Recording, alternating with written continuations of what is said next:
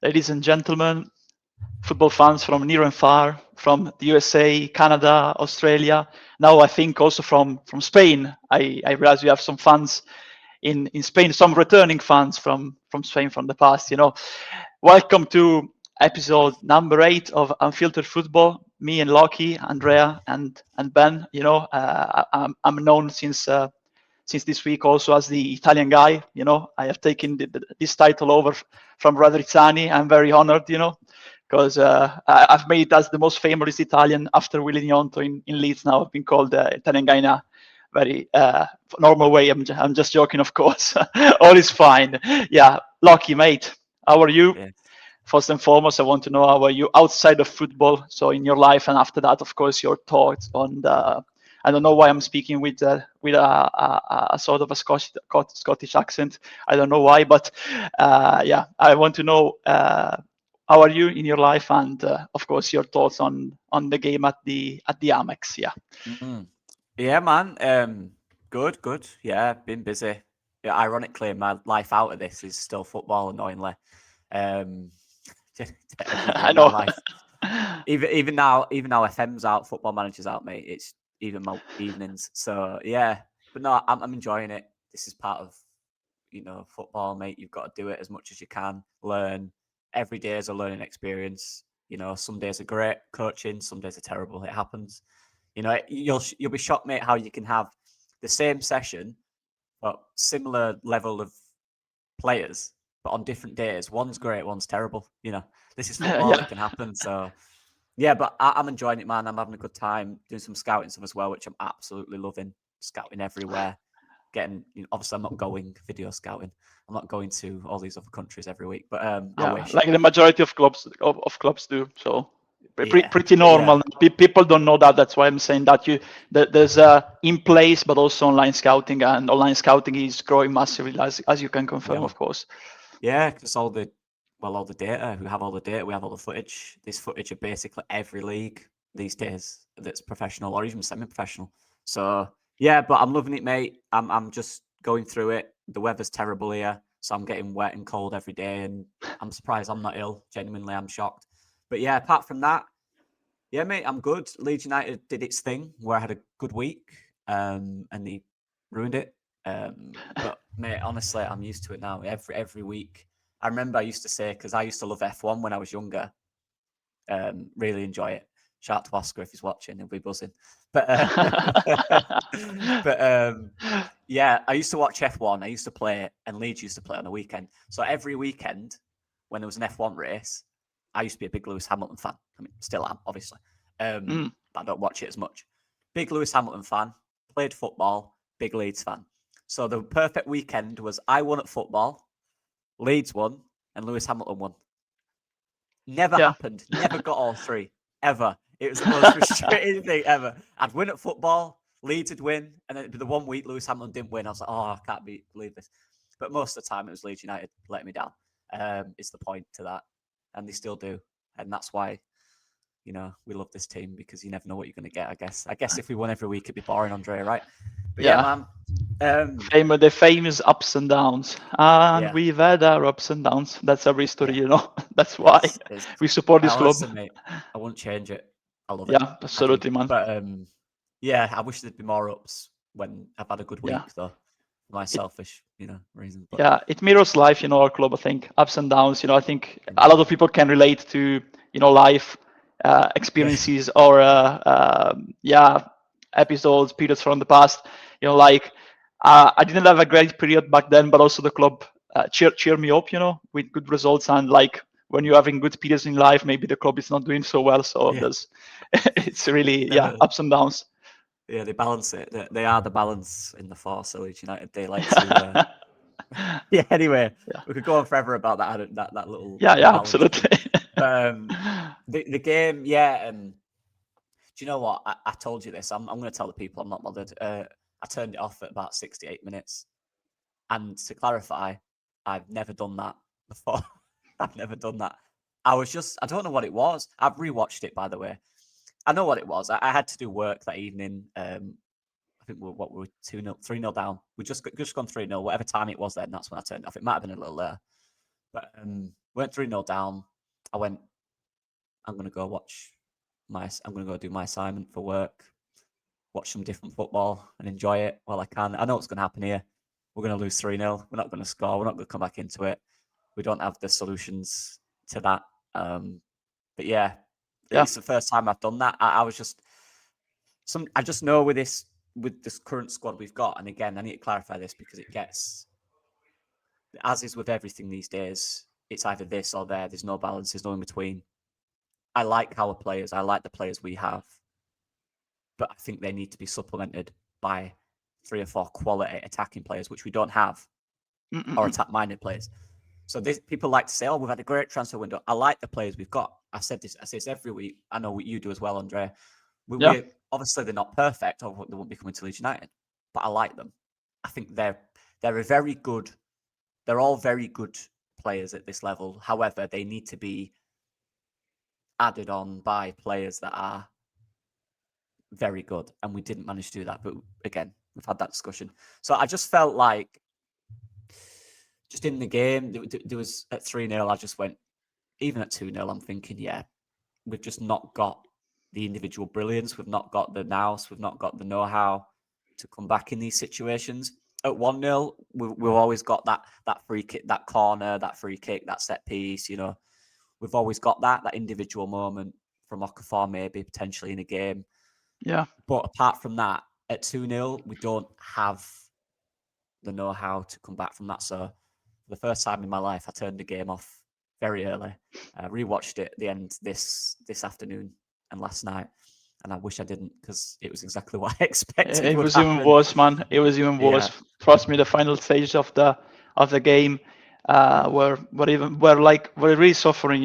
It was suffering, football suffering, of course, not specifically, of course. I'm referring specifically to the football, but honestly, I think what caught me off guard personally was that throughout the game in the second half, like you said, I was there wondering, and realizing, wondering who can we put from the bench, bring on from the bench to adapt in this game, try to find different solutions, because of course they're really pressing us high.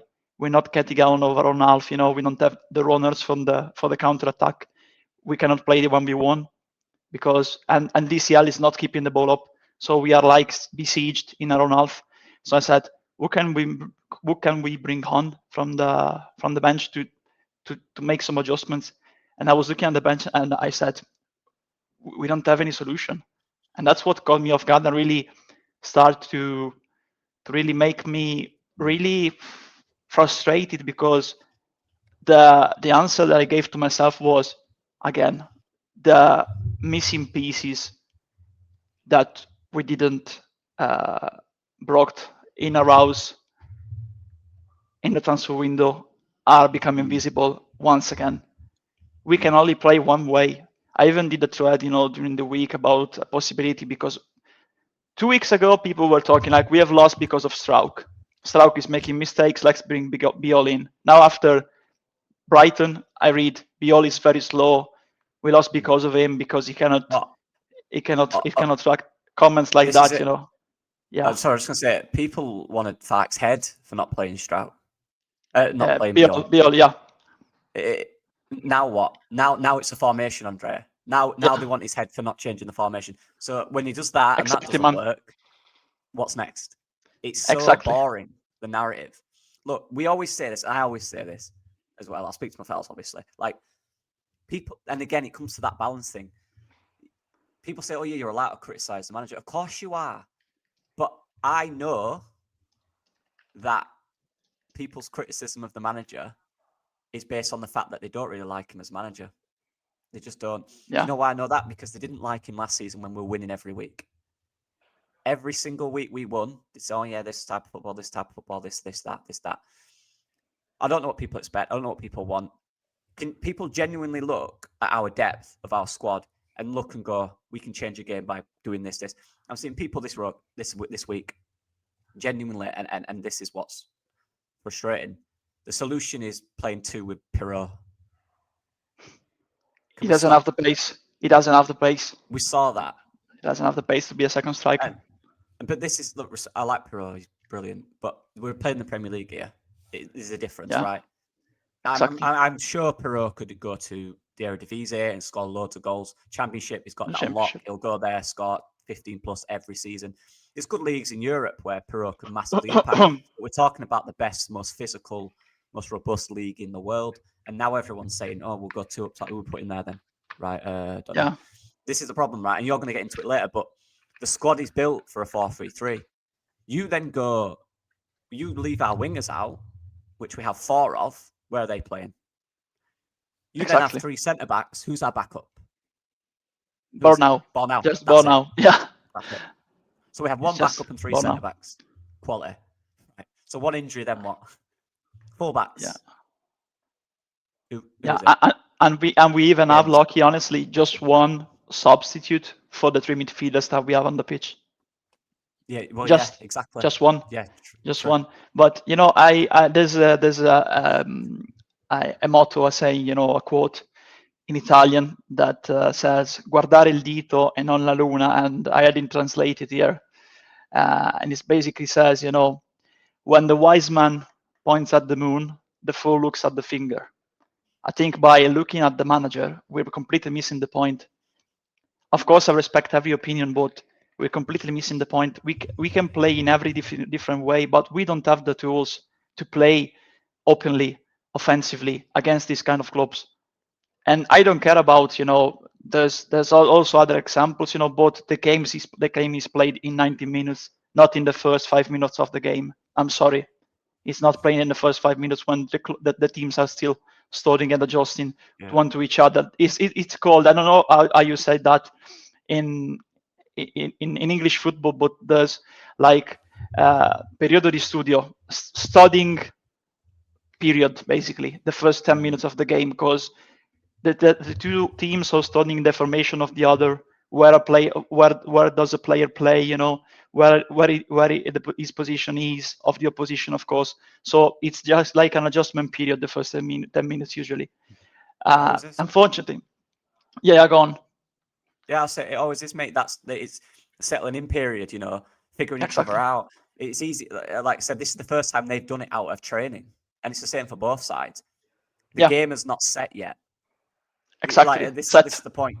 You don't quite know where you're going. Right, who's my man? Right, that's my man. Right, so this is you're figuring everything out in your head. People think footballers are these machines that do everything at training perfectly, then come into a game and know exactly their roles every second. It takes time to adjust. They've got a brain like everyone else. They're human beings, and this is the point. Like what we couldn't do, and I'll get into this. I've got some clips I'll show in a bit. Yeah. I just want to discuss it first. What we didn't do in the first 10 minutes was we couldn't find a solution to them, which meant naturally we sat deeper. We went into our safe shape. We sat deeper. We tried to close the gaps and went, right, we'll figure it out from here, because we couldn't find a pattern to play out. We couldn't find a pattern to go long. People are saying we went long. The fact is we tried both and both failed, and I've got clips to prove that. Exactly. So we couldn't find a pattern, which meant we couldn't really find solution, which dragged on in the game. And what people are not remembering, and this is what frustrates me, Brighton very good. And this is the thing with Brighton. They are probably the most unique team in this league in terms of how they play. The most unique. Hertzler is known for it. He's known for it. That's why he got the job at such a young age. Everything he does is unique. There's not a lot on him. There's not a lot of sample size on him because he's that young. It's a hard game to figure out. When you play a team that quite literally hardly plays a midfield, they bypass midfield almost all the time. There's a lot of figuring out to do there as a team, especially a team that's newly promoted. But I just want to go back to talking about having options and depth. And people say Farke needs to find a solution. Well, obviously, Farke needs to find a solution. That's his job, right? But you're assuming that the solutions are there and obvious. They're not. They're just not. Of course, he has to find a solution, but how easy has it been for him based on the players we brought in to find that solution? I say almost impossible. Like I was watching a podcast yesterday, Training Ground Guru podcast, which is really good, by the way. Yeah, I know that. And I know that podcast. Yeah. And I was speaking to Rob McKenzie, who's the leading ID talent. I'll get his top name. Yeah, Tottenham's top talent guy. He does all the talent ID stuff, the scouting stuff. And he was saying, and this is Thomas Frank, by the way, he was talking about, who is known to be one of the most adaptable managers. He said,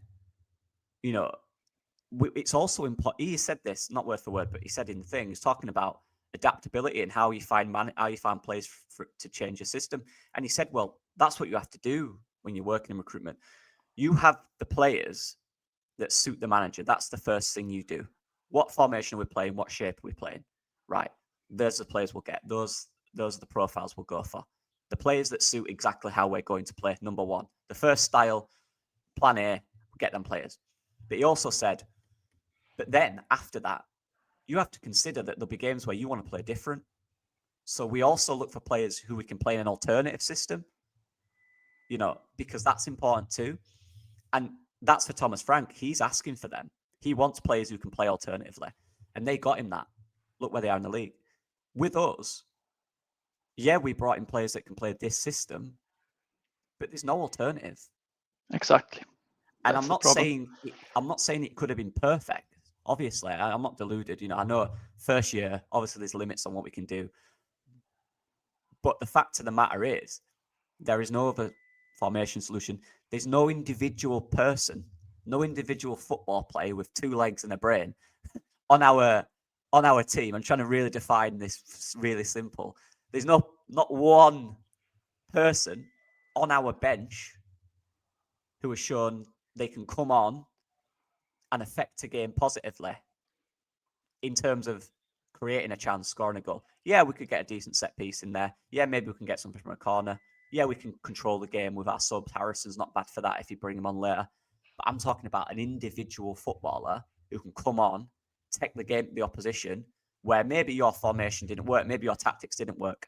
Now you need the gold dust to come on, like Kevin did against us with Fulham. We had them. We played really well, really good game. Kevin came on. All they did, and Marco Silva, another manager who's praised for adaptability, by the way, which obviously should be. What did he do? He just brought Kevin on. Right, you stay really wide. We'll get it you 1v1. You'll beat the man. You'll get it in the box. That's all it was. And he did that. Do we have one individual that can do that, Andre? No, I don't think so. And that's really the problem, because honestly, if you look at our midfield, you have Ampadu, number 6 playmaker, Gruev, similar player, Stack, Yeah. Tanaka, Longstaff, all link up players. Tanaka is the most versatile one compared to Stack and Longstaff, But no one of them is a runner. No one of them is a box-to-box player. Look, when I say we needed to play more defensive against Brighton because of the way they play, it is also because the mistake that we made was playing that way but not being aggressive in our own half and having smooth transition, when you recover the ball and change swiftly from defense to attack. We were never aggressive in our own half, and that's the problem, because you can be more defensive minded, more conservative because of how you built, Ajari is faster than all our midfielders. Baleba is faster than all our midfielders. Rotor is faster than all our midfielders. And they move all around, interchanging also of position. The wingers come inside, there's a lot of movement up front. And if we had played in a more open way, more in-your-face way, I think you would have ended like the Arsenal game. Because I remember against Arsenal, or even in other games, the majority of goals we have conceded recently have come from midfielders not tracking back runners into the box. And again, Gomez, brace 2 times left alone by midfielders because no one was with him, no one followed him. Same as Krejci, same as the long ball from I think it was Kudus. I may be wrong. Kudus to Tell for the 1v1. Same as many other occasions. The midfielders. People talk about let's point the finger at Strauk, let's point the finger at Beal. The midfielders have made many mistakes defensively recently. They've been crucial when we can control the game, and when can we control the game? When we are not pressed high by the opposition. Because if we don't face a pressing like West Ham, like Everton in the first half, they didn't press us, and our control of the game was very balanced. We had the opportunity to play in a similar way compared to last season because we were in control. But this season, the most important thing to add was physicality in the team, especially in midfield, explosiveness and G8 contribution in the wingers, and a versatile number 9, but a top number 9. I think DCL, Mecha are useful, especially the two of them, because they are very physical. Pirot is not physical and he's not an intense player. He doesn't match well with the intensity required by the Premier League. So you needed a top 9, maybe from the Bundesliga, maybe from Liga 1, maybe from La Liga. There were plenty of opportunities. That even without spending much, people were talking about 40 millions, a 40 million striker, Rodrigo Muniz, for example. But in the end, the money was there. So people blaming the 49ers, the money was there actually. It is down to the director of football to invest that money. And people now are saying, Farke had the last say about transfers, so it's his fault too. He made his mistakes. Yes, because Harrison in the end stayed, Pirot stayed, Aronson stayed. He's doing okay, but I still think he's not top Premier League quality. He's not a player very adaptable to the 4-3-3. I would have liked a proper out-and-out winger there, like we have Okafor on the left, a similar player on the right. Well, maybe on Harrison there needs to be also a disclaimer. Harrison was really difficult to sell in the market because he basically had no offers. Even difficult, he didn't have a great spell at Everton, both times on loan, so it wasn't easy to sell him. So that's why he stayed. It was practically impossible to move him on. And on the other side, basically, when they say, Farke had the last say on every transfer, then why have we not signed in the later stages of the window the winger that he wanted and the other attacking players that he wanted? People, again, when the wise man points at the moon, the fool looks at the finger. Like I said before, we don't need to look at the finger. We need to look at the wider picture, Now football, there's many people, maybe even from the past generations, that still refer to the manager because all they see is the manager. The only one speaking at the club is the manager, in England. That's how it works in England. It doesn't work like that in Italy. But people only see Farke, as the face of the club because he's the only one speaking, The last time we heard from Adam Underwood was via BBC reporting some quotes from him attending, a conference, a football conference, when he praised the data used by Brentford. By the way, a direct rival. I didn't like those quotes, to be fair, because we are in our target is avoiding relegation. The only time I heard about I heard from the director of football is referring to data from another club, saying that we are behind them. That's what I read on that article from the BBC. But Farke, he can make mistakes. Again, I want to clear the air on this, because people say today it is trending to be anti-Farke. People don't want Farke, at least a portion of the fan base, So when we knew that last year as well. Yeah, last year and the year before, because in the end, people that try to analyze to see the wider picture, talk about recruitment, talking about that some of our players are championship level and not Premier League level, the fact that the squad was built in a way that doesn't allow it to be very adaptable, because you can change to 3-5-2, for example, or 3-4-2-1, but then the bench is very short because all the wingers get out of the picture, and you don't have the replacement for Gudmundsson, and I don't know why the light has changed now. You don't have the replacement for Gudmundsson and Bogle, and that's another thing, because Justin is not a wing-back, he's a full-back. Bayram is not a wing-back, he's a full-back. You just have Bowen now on the bench. You are one injury or so passion away from returning to 4-3-3, because we are just built for that, and that's another thing. I'm very disappointed when people say, oh, you are pointing the finger at other things, you're trying to see the wider picture, but because you're trying to protect the manager.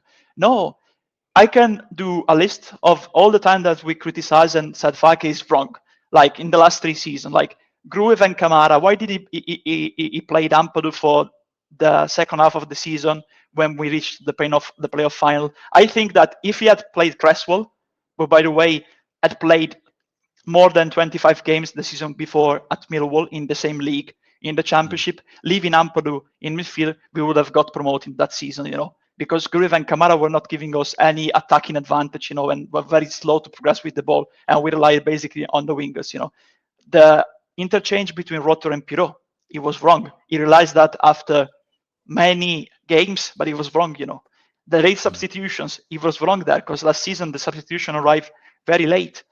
And this season, what can I say? He's trying, honestly. He's trying to change certain things and certain aspects, But I don't think he has the tools to do that.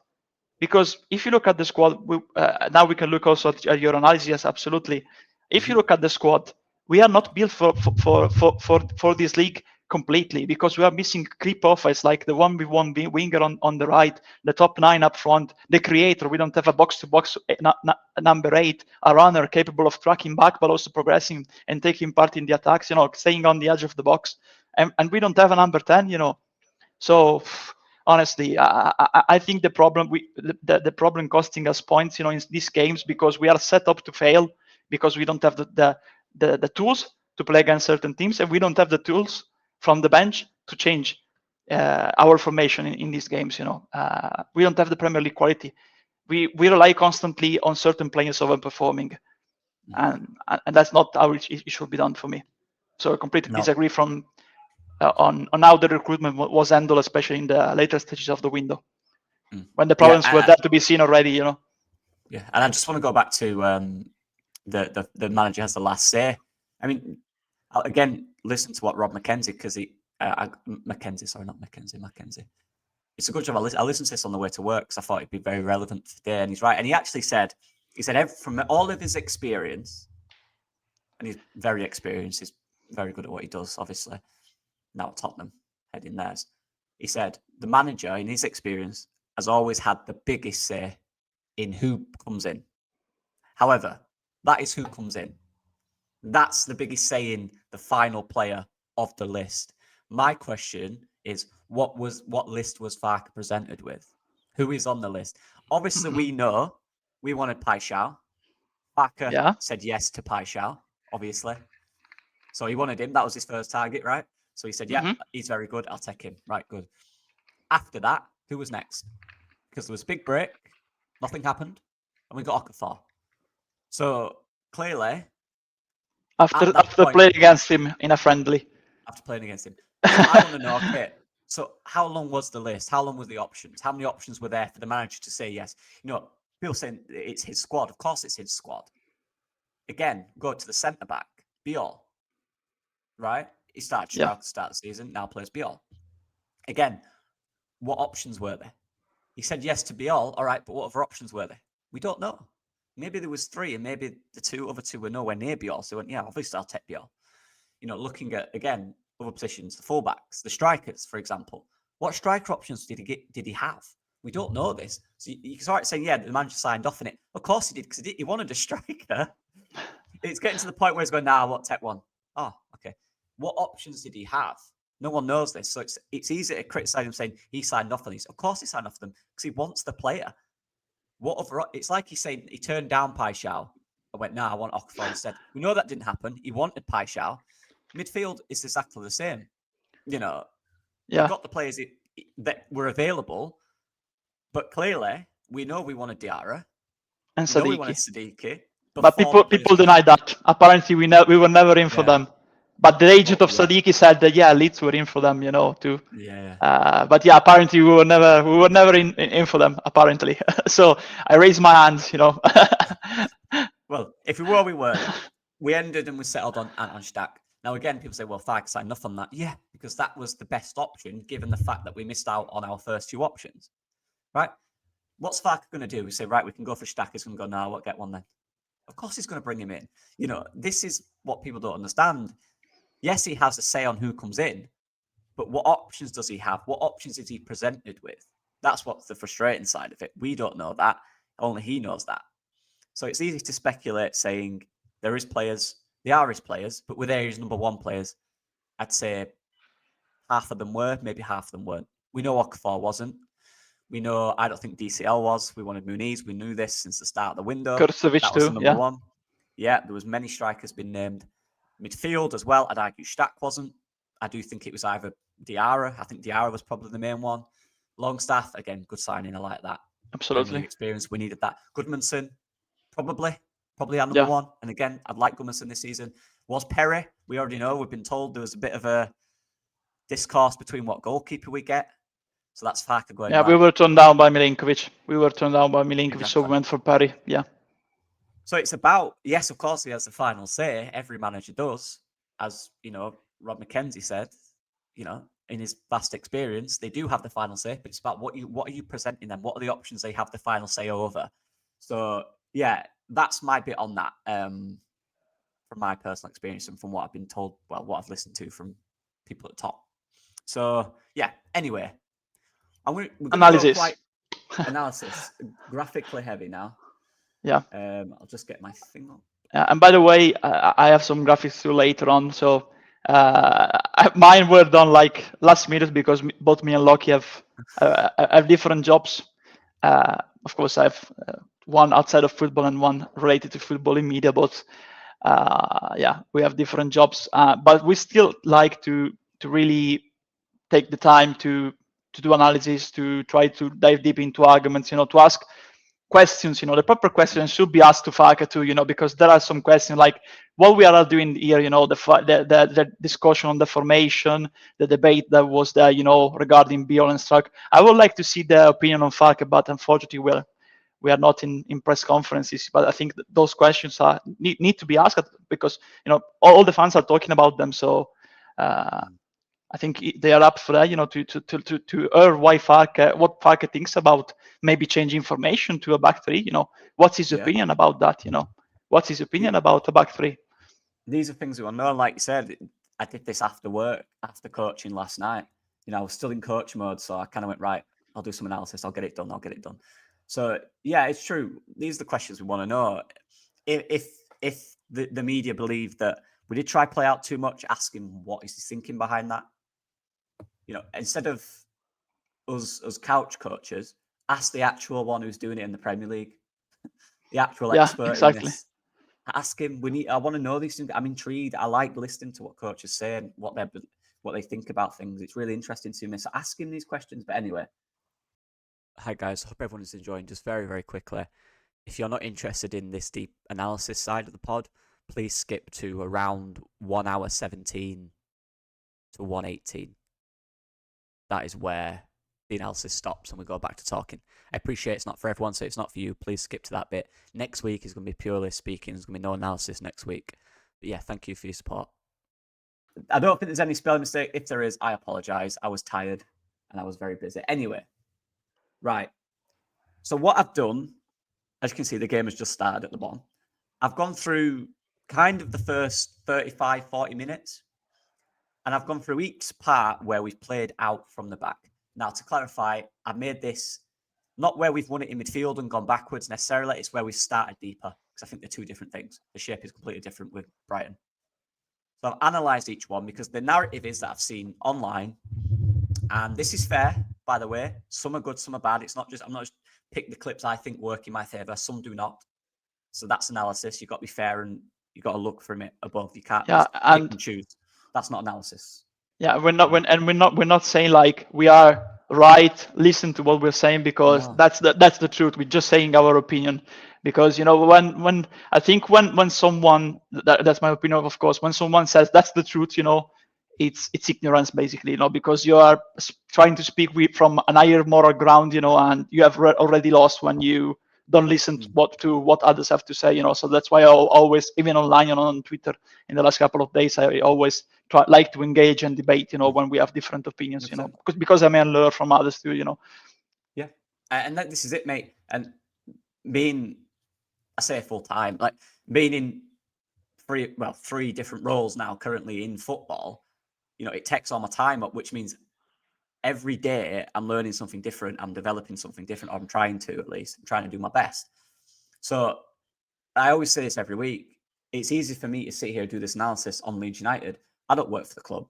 I don't know what the thinking is at the club. I don't really know the patterns we're trying to do.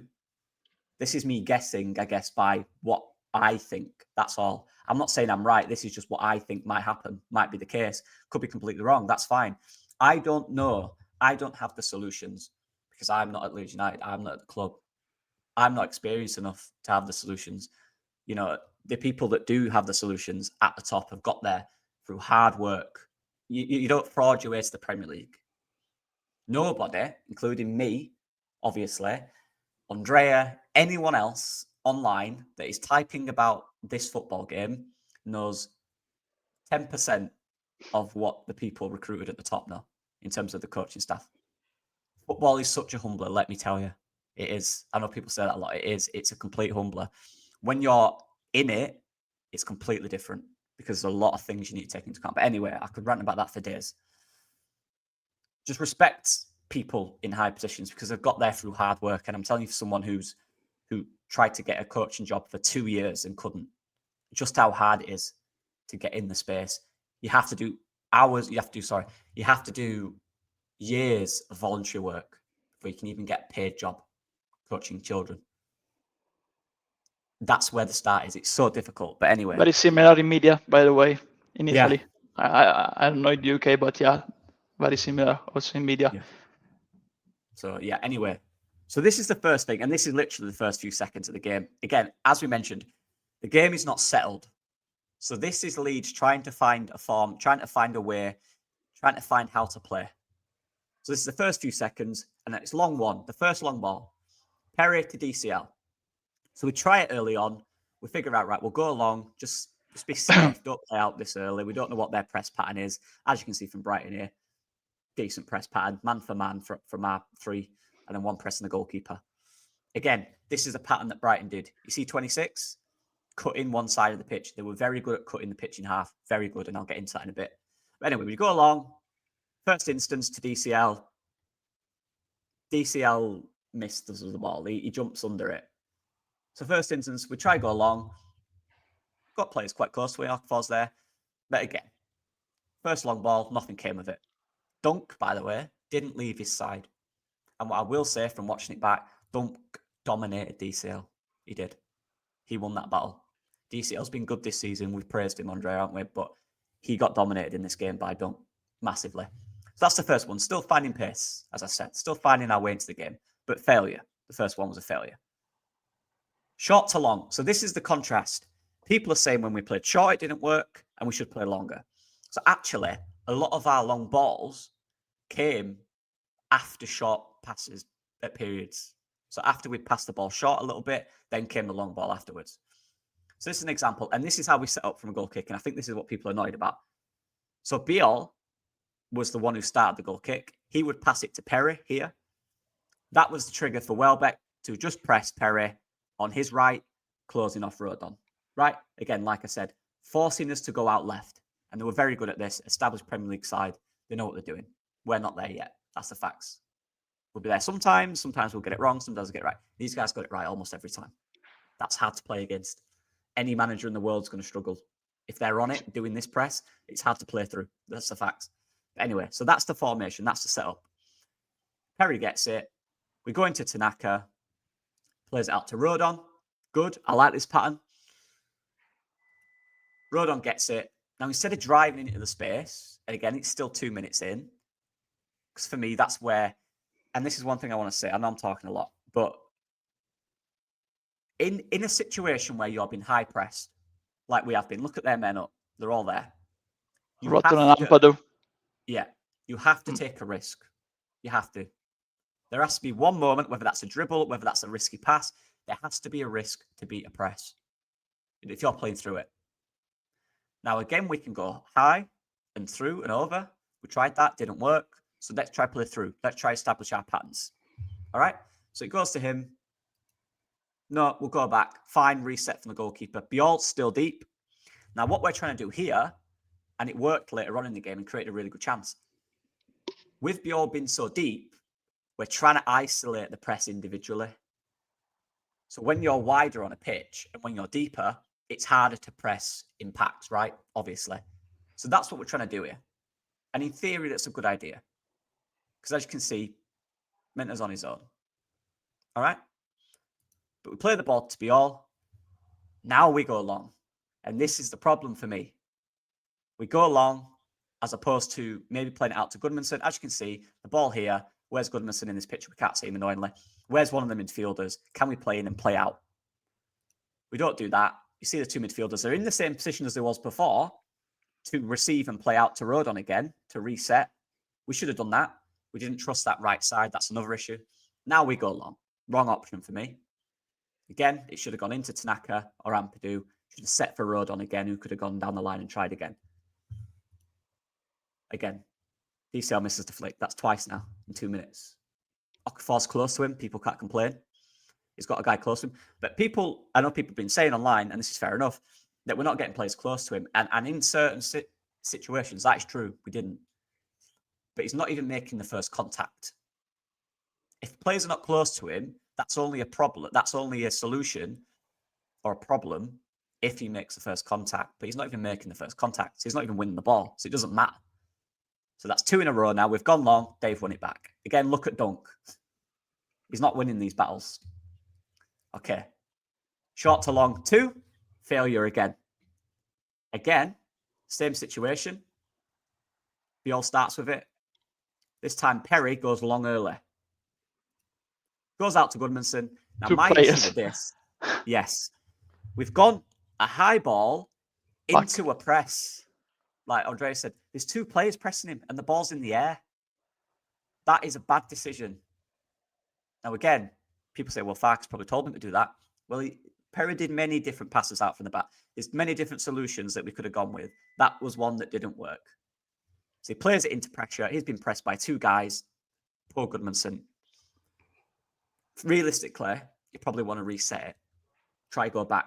Biol's got space. We can work it again. Because it weren't a problem then when we did that. The problem was when we tried to go longer. So Gabby finds it into DCL. Okay, fine. Not a bad area. Then he loses it. It's a bad touch from DCL. And this is what people are not talking about. This isn't too bad. Goodmanson does well to find DCL. DCL does well to find space. But it's a bad touch. Which just allows Dunk, or is that? Who's that? Dunk, yeah. Baleba, I think. Baleba to get in front.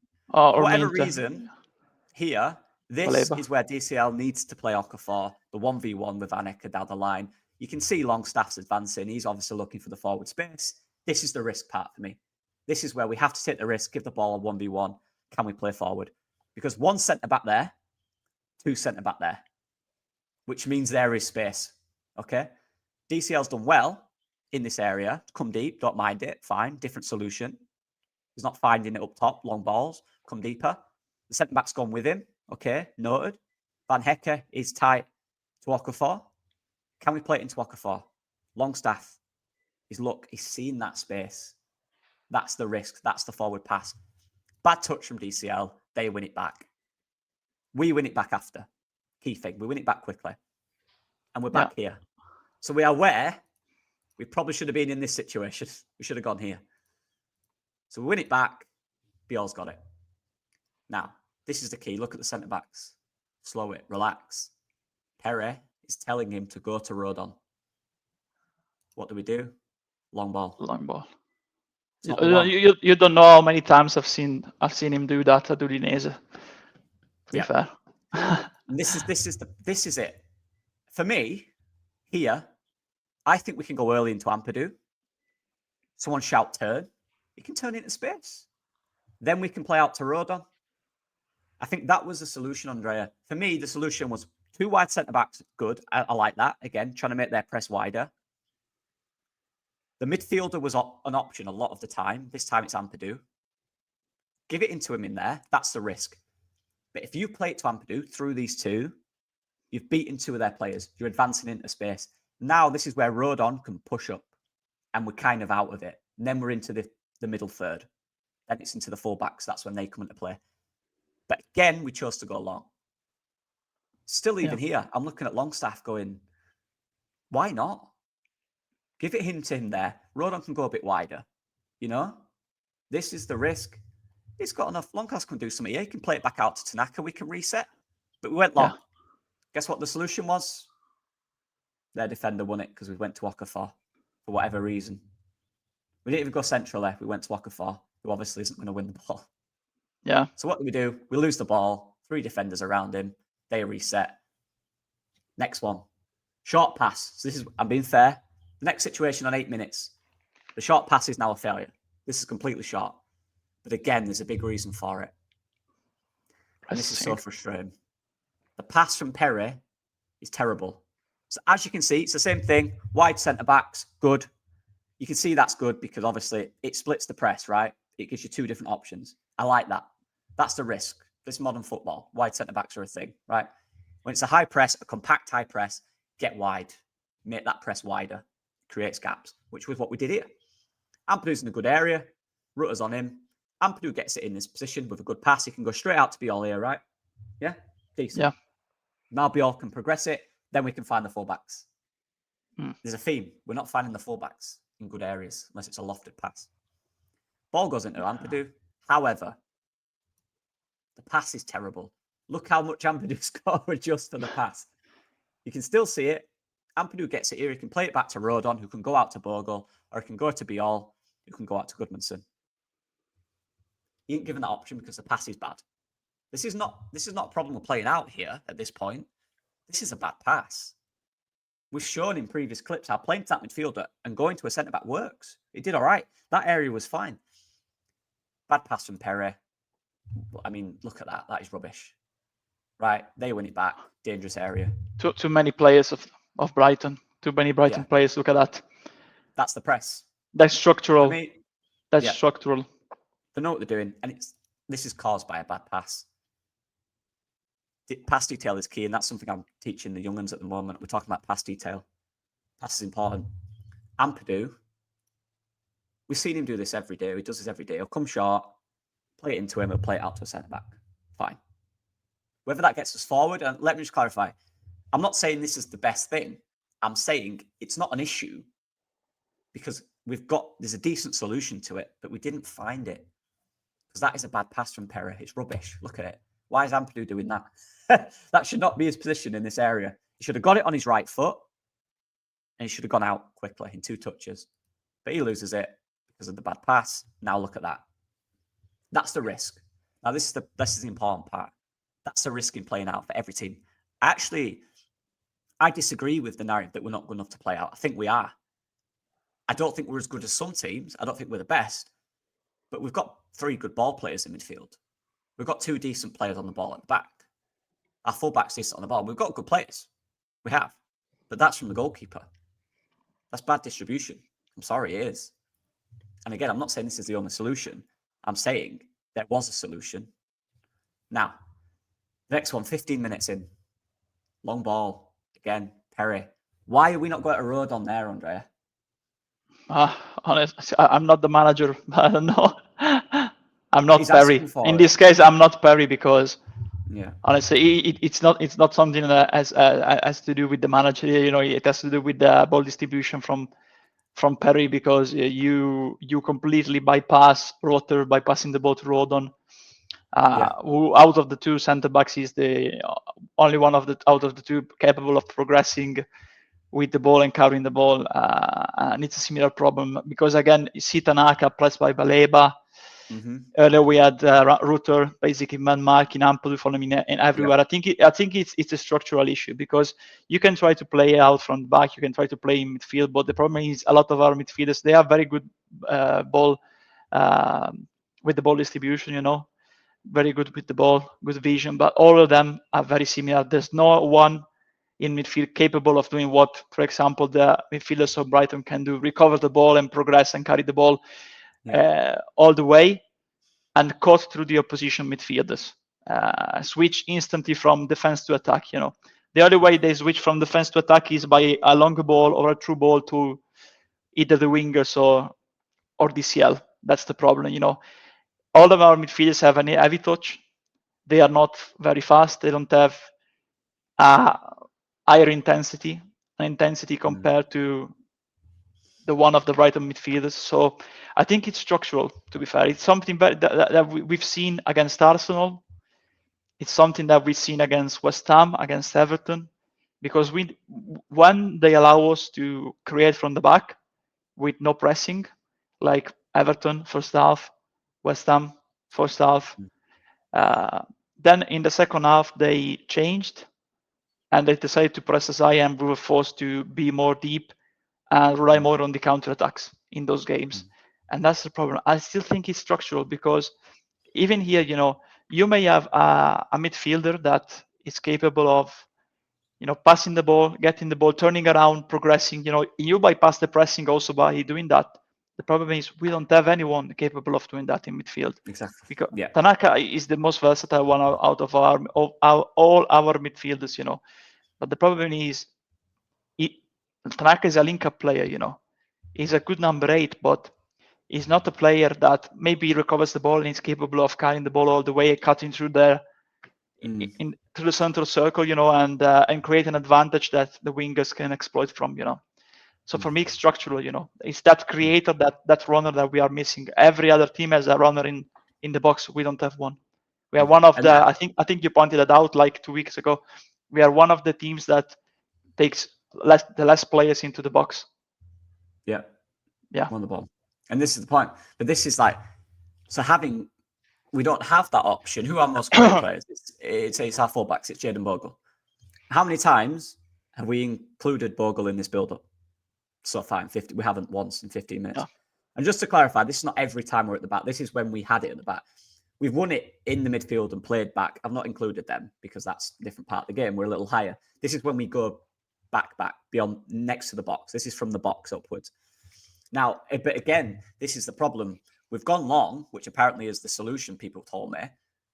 But you'll find out in a minute, again, for the third or fourth time in 15 minutes, it isn't. For me, the solution is to play out wide. Go wider to Rodon, who's just behind the thing there. I think I actually like the position of our centre-backs. I get it's risky. If you play in the middle here and lose it, they're in on goal. I get that. But like I said, there needs to be an element of risk when a team's pressing high. That's a fact. Unless you have, a guy who's winning the duels up front, which we didn't in this game. Yeah. You have to play out. If we don't have a creator, then go wide for me. But yeah, you can see Welbeck's cutting Biol off here. The obvious pass is Rodon. He's asking for it. I don't know why we didn't give it him. We went longer. Same solution. He misses the header again. That's 3 times he misses the header. And again, Aronson's right next to him. Even in this situation, right? You could argue our midfielders and whatever are too far. Yeah, probably. But that's because that wasn't the solution. The solution was to go out to Rodon. That was the solution. Look how deep Bogle is. Bogle is deeper because he's ready to receive from Rodon when he gets it. Go back. Yeah. Also in the previous one. No, the other one. This one. Look at Longstaff. People say all our midfielders stayed back. Longstaff tried to be a little bit more higher. Usually Stack does that in the build-up because it can be the pass option if we manage, but we never managed to do that with Calvert-Lewin to keep the ball up. He would have been the player capable of keeping us high up the pitch, keeping the balance up the pitch. The problem is if we lose the ball, Longstaff doesn't have the pace and will be out.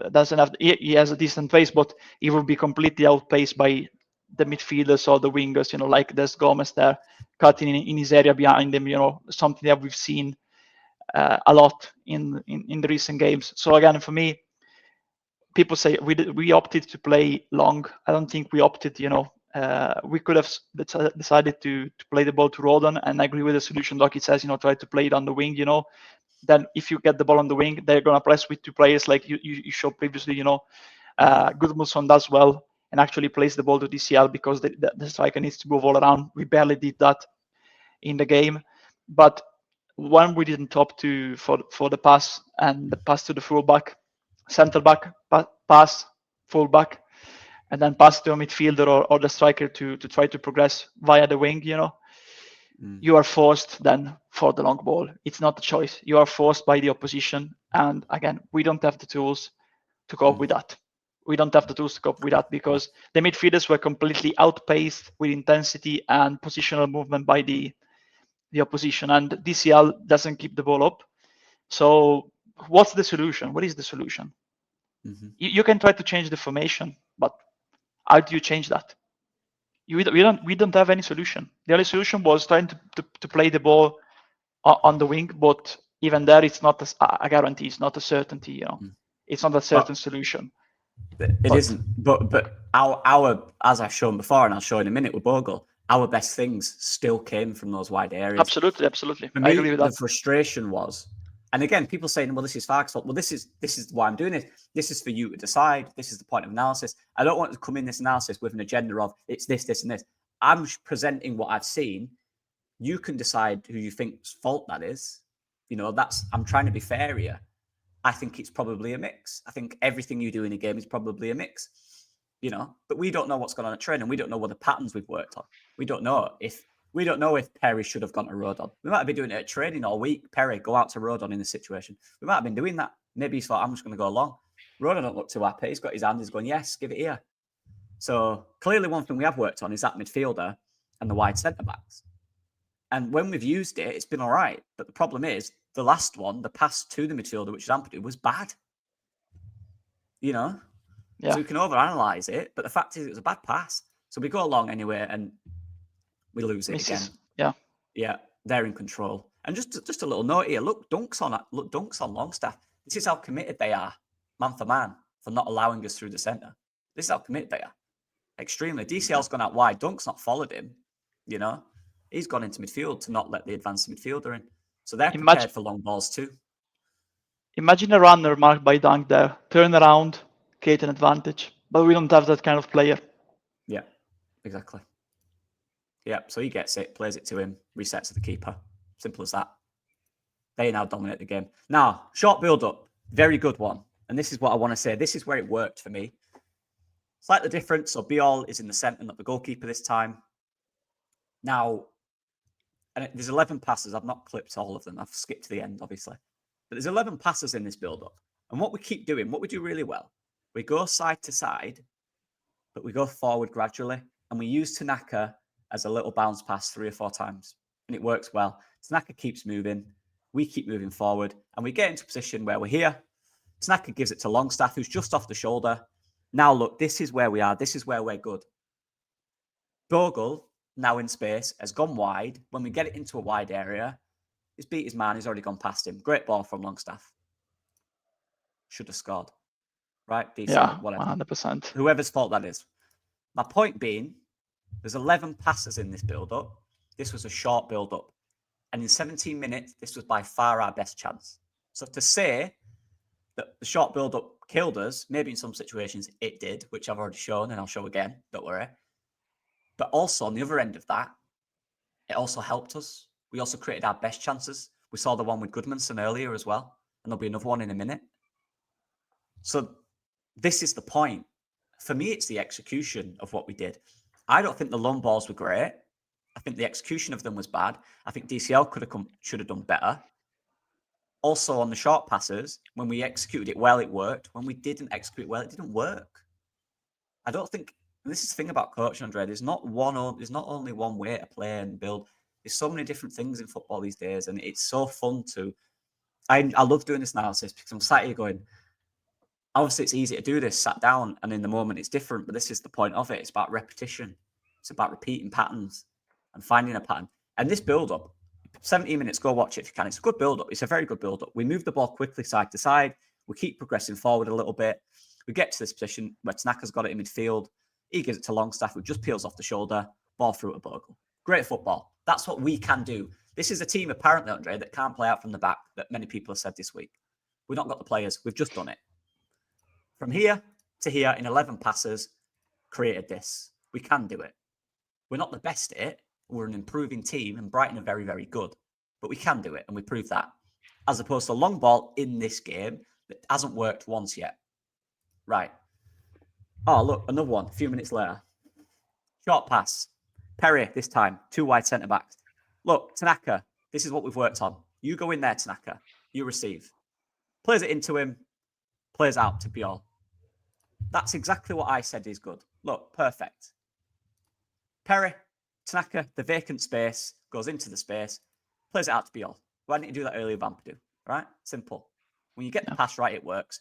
Biol now, forward pass into Okafor, who then retreats a little bit. What's that done again?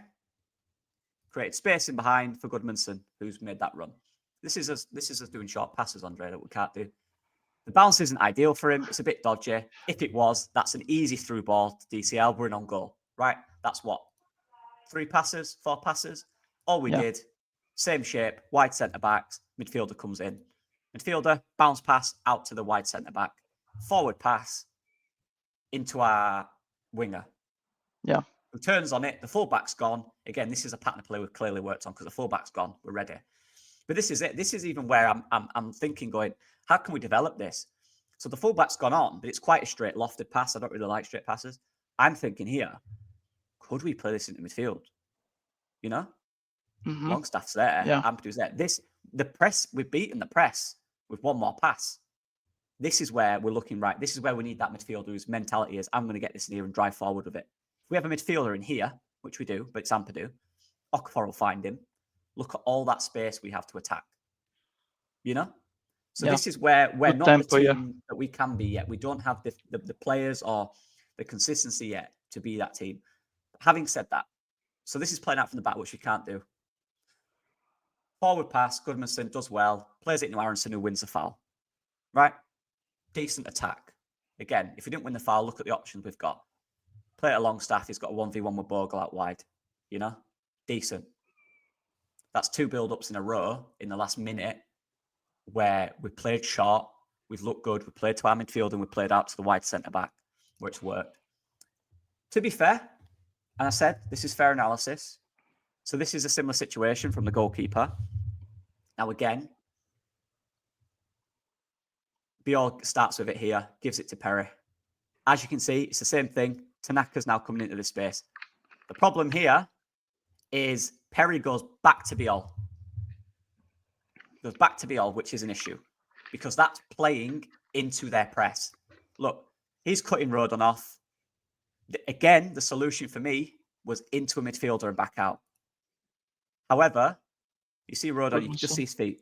He's still in space out there. He's still in space out there. Perry goes into Biol. Now this is where they want us. This is where they've got us. Tanaka's now not an option. He's marked. If we do it quicker and earlier, he can go straight out. We don't, just like the pattern before. We go into Biol. Where's the next pass, do you reckon, Andrea? Yeah. To Gudmundsson. No, it's into Tanaka. Yeah, Tanaka then the Gudmundsson.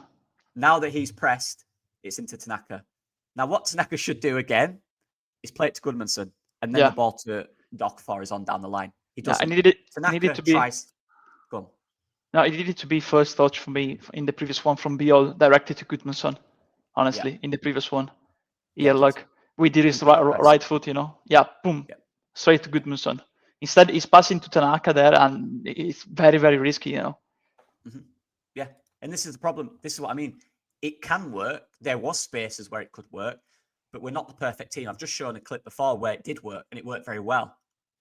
And again, for me, Perry here, if he's playing to Tanaka, it has to be early into this space because that's the space, and that's the space Tanaka's running into. But it goes to Biol, which just gives everyone time to get back. Now that we're in trouble. Again, should be Gudmundsson. Isn't. So we play into the press again. What's Tanaka now? Now give it Gudmundsson. Yeah. No, he tries to go forward for some reason. Look, this is where you can see 3 pressing 3 players. There. The outlet is Gudmundsson. That's an outlet. That's a fine outlet. He can go down the line to Okafor, who can hold it up. Tries to play it in there. To be fair, again, this is what the solution is. Goes into Okafor. To be fair, Okafor gets there.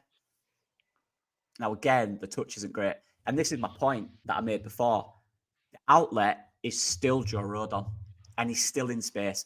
Okafor's touch isn't good here. So then Hector gets across him and takes him out and wins the ball back. However, if he can take one good touch and get his ball between the man, get his body between the ball and man, the ball is out to Rodon. And there we are again with Bogle on the wide area.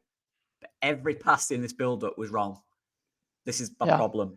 The gaps were there. The solutions were there. Go on. Now, I want to point out too that in these very similar situations, you know, the midfielder coming to get the ball, coming towards the ball is always Tanaka, who supposedly is the most versatile and attacking one out of the 3 in midfield. So the man moving and being the playmaker should be Ampadu. The problem is the man going towards the ball is Tanaka because he's the only one who at least can try to match their pace and intensity and movement in midfield. So Tanaka can do that. Ampadu tried to do that, but yeah, I think it really points out the issues, of the whole structure of the team, not tactically, but in terms of characteristics, skills, type of players.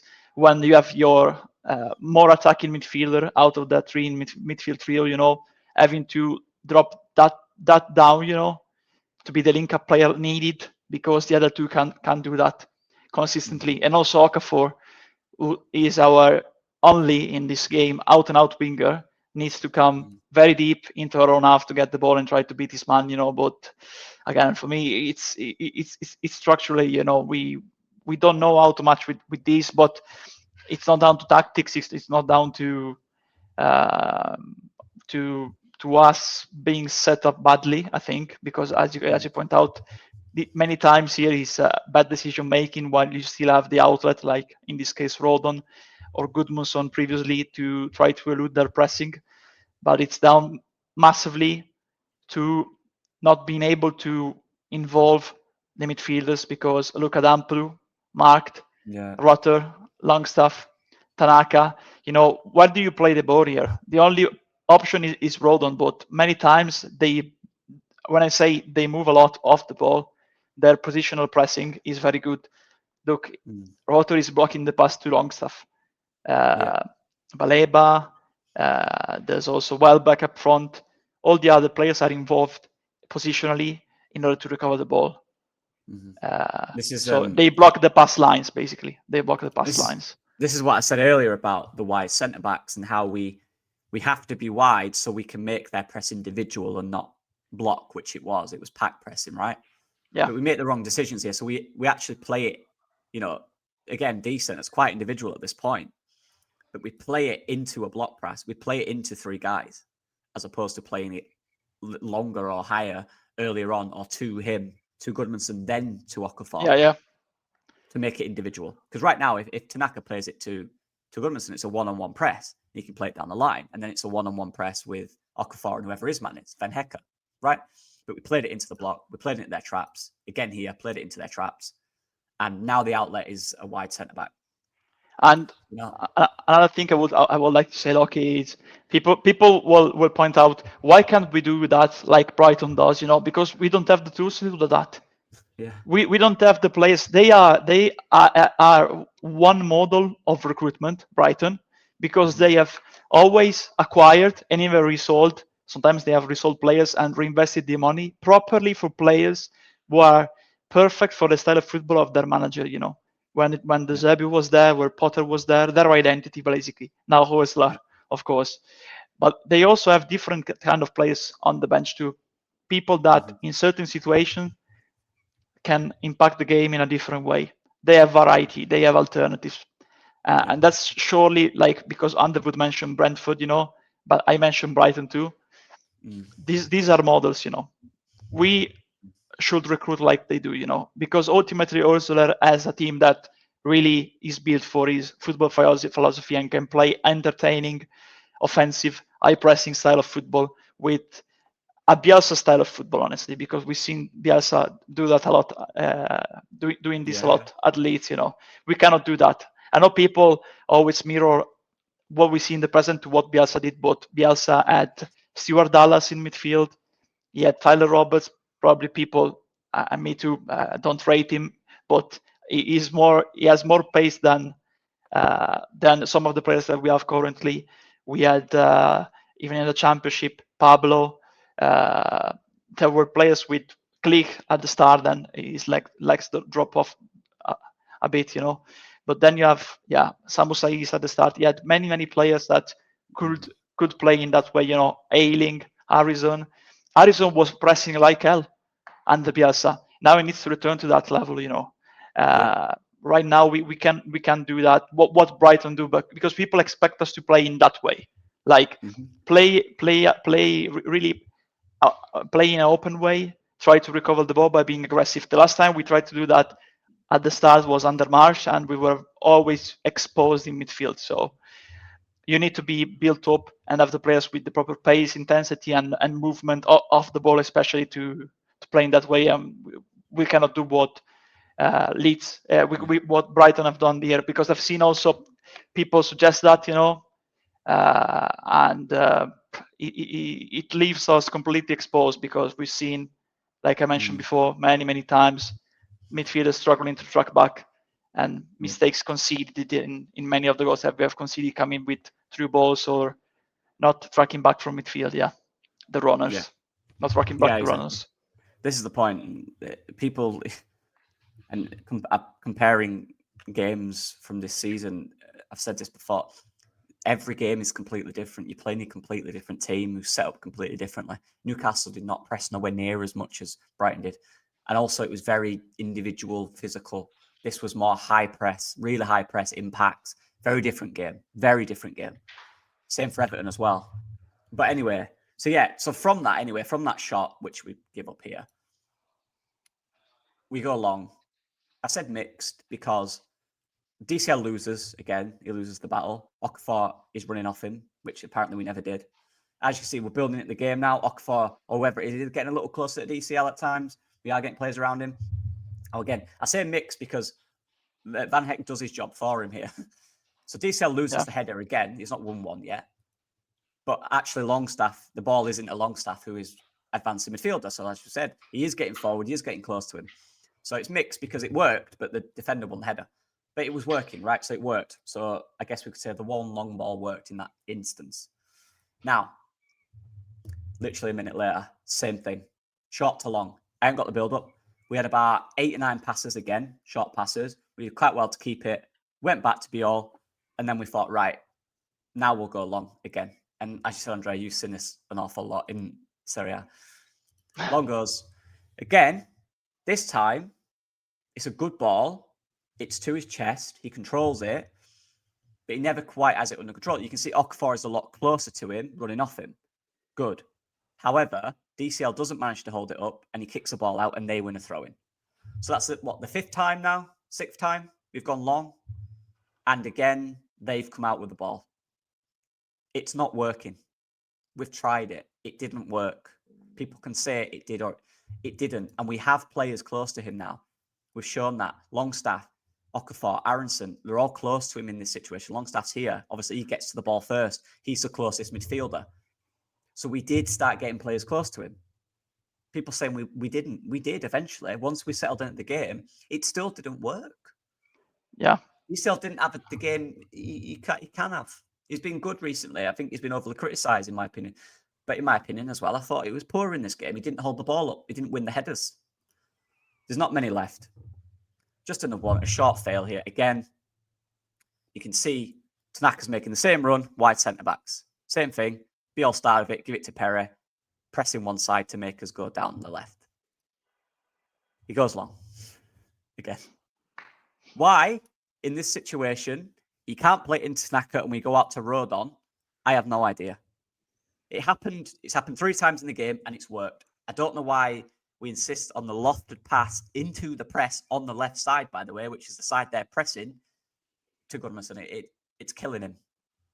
Again, Ampadu and Tanaka both come short. There is definitely a way in which we can play out of this. And again, the decision-making from the goalkeeper to go for the lofted pass. A lofted pass into a press to then a lofted header from Goodmanson forward. That's not the solution. The solution, again, was Tanaka in this space, playing it out to Rodon. It's still on. It's on every time. And again, I'll clarify this. It's really important. I know this is detailed, people. I'm listening for everyone, but I want to get it out there. I'm not saying this is the perfect build-up phase. I'm not. But what I'm saying is there were times where it could have worked, and I've shown times it has worked. The decision-making a lot of this time from the goalkeeper in his distribution was the wrong option. There was better options. We've shown this works into Tanaka and go out to one of the centre-backs. We've shown that works. Now again, lofted pass into Goodmanson, who heads it on. Again, Okafor, really deep. Shouldn't really need to be there. Yeah, they win it back. Okafor loses it. They win it back. You know? Yeah. And that's it. I just want to show 2 more things. Go on, mate. Every pick, just one thing. Every pick you showed, people go back, count the number of Brighton players in every pick. Yeah. Exactly. Now, I just wanted to show this. And again, I appreciate people. One sec. I appreciate not everyone will love this. But again, we do different things on this podcast. Sometimes if we Yeah. need to have a tactical discussion, we will do it. Sometimes if we have to have, A quiz. yeah, we'll just have a chat. Next week, we're going to do a lot on coaching. So I want to have a big chat next week with Andre. I've got a lot of good stuff planned for that. I've not told him yet. So I'm looking forward to it. I just wanted to share this. Just one more thing, and then we'll go on to Andrea. I don't want to do this too long because I've yapped for a while. Is it that one? No, it's that one. Yeah. So I just want to show the build up here. So this is the build up in the game from the goalkeeper. Right. So this is what we did. Biol would start with it. Obviously, Welbeck starts outside the box. And we did this at uni, so I know this. So we did this pressing. Biol starts with it at the edge of the box. The second he gives it to Perry, that's the trigger for Welbeck to press. As you can see, our midfielders are purposely deep. That's to create vacant space, knowing it's man for man, in which they can receive and run into. That's where the outlet is rode on. That's where the ball goes in there. Everyone else, as you can see, is pretty much man for man. Van Heck tracked Okafor when he came in here. They'd come round like that. Aronson would come in. He'd come in. Where's the space? It's on the right. They're left press because the press is set by the striker.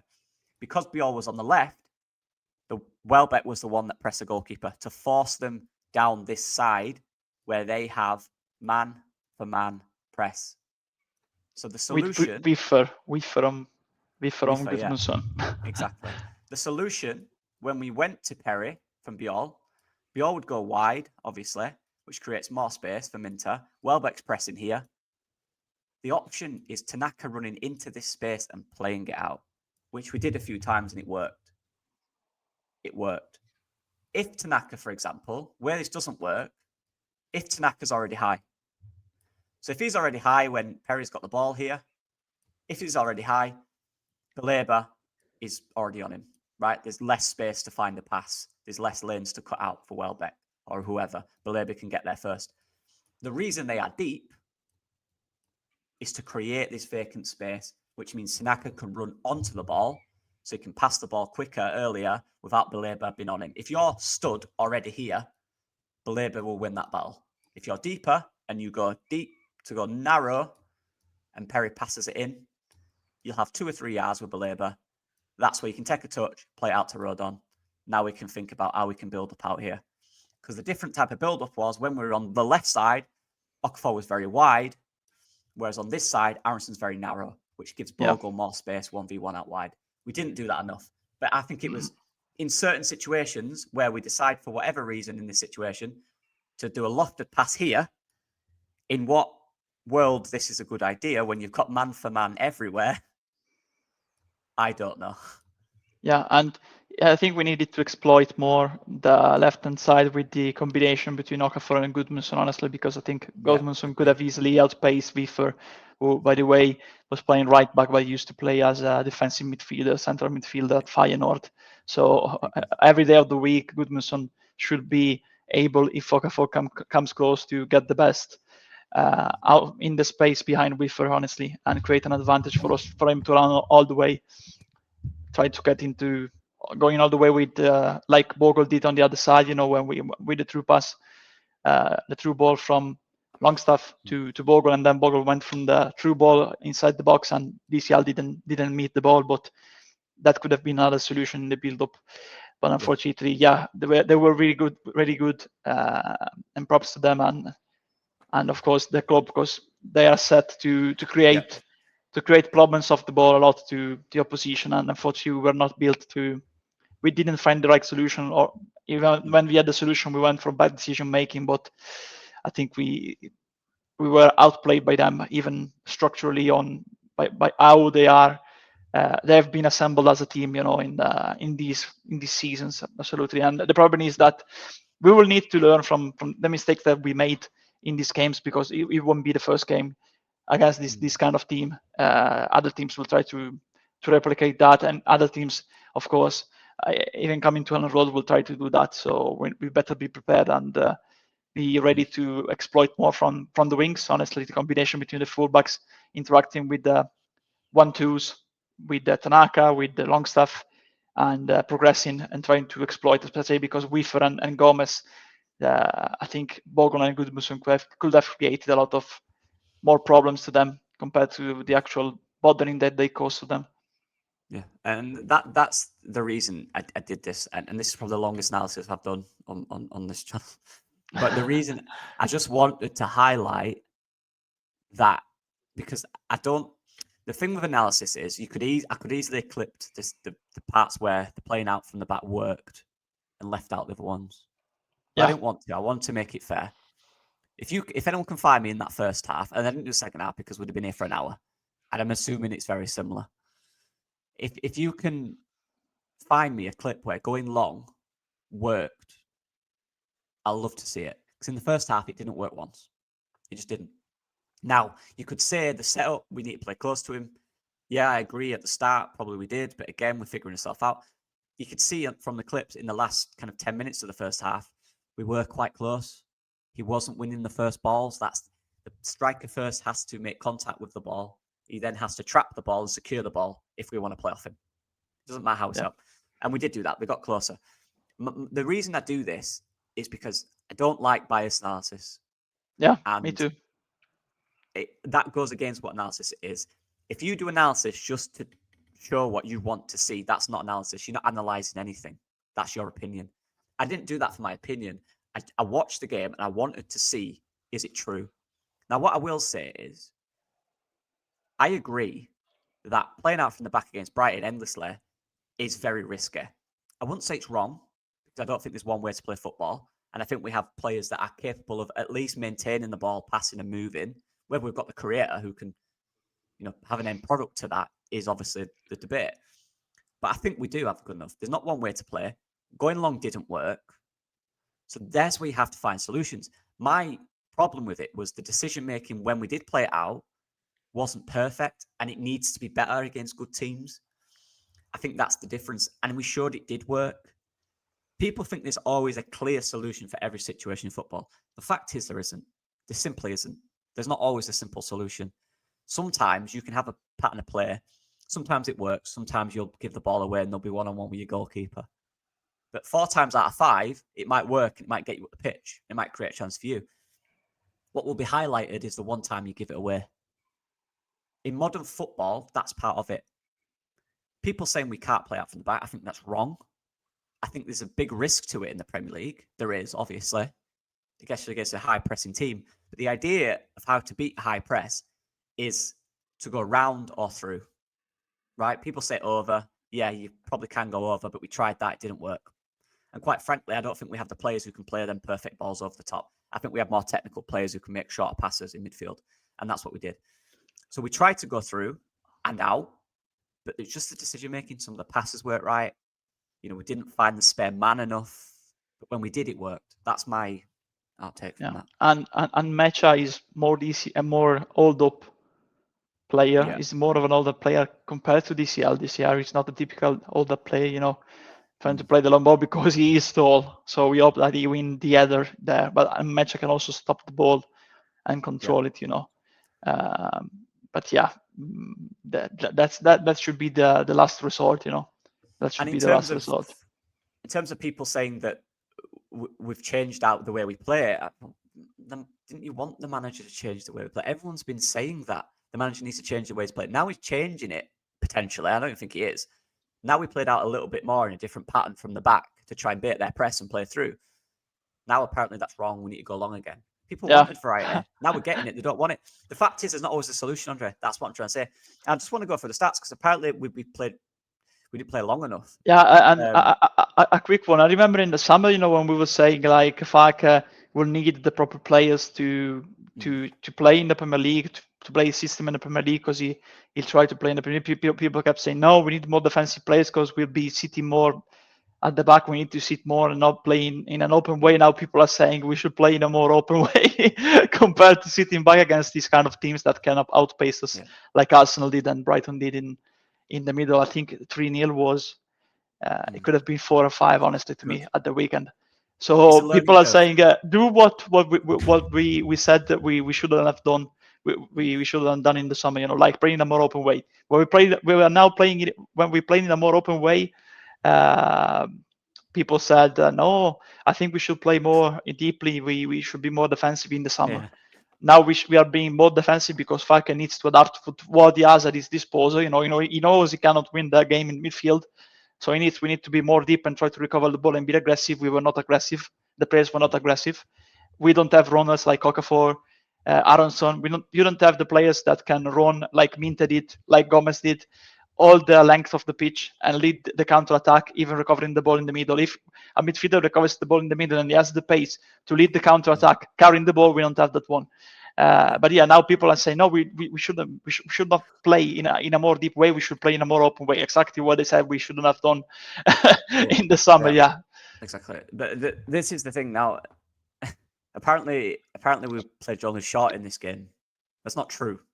So we had we completed 35 long passes, which was more than in the game against West Ham, more than the game against Wolves, more than the game against Arsenal, double, and 67 attempted, which is more than the game against Burnley, more than the game against Wolves, and then against Arsenal. So the fact is, the long ball stuff is also, we played long balls.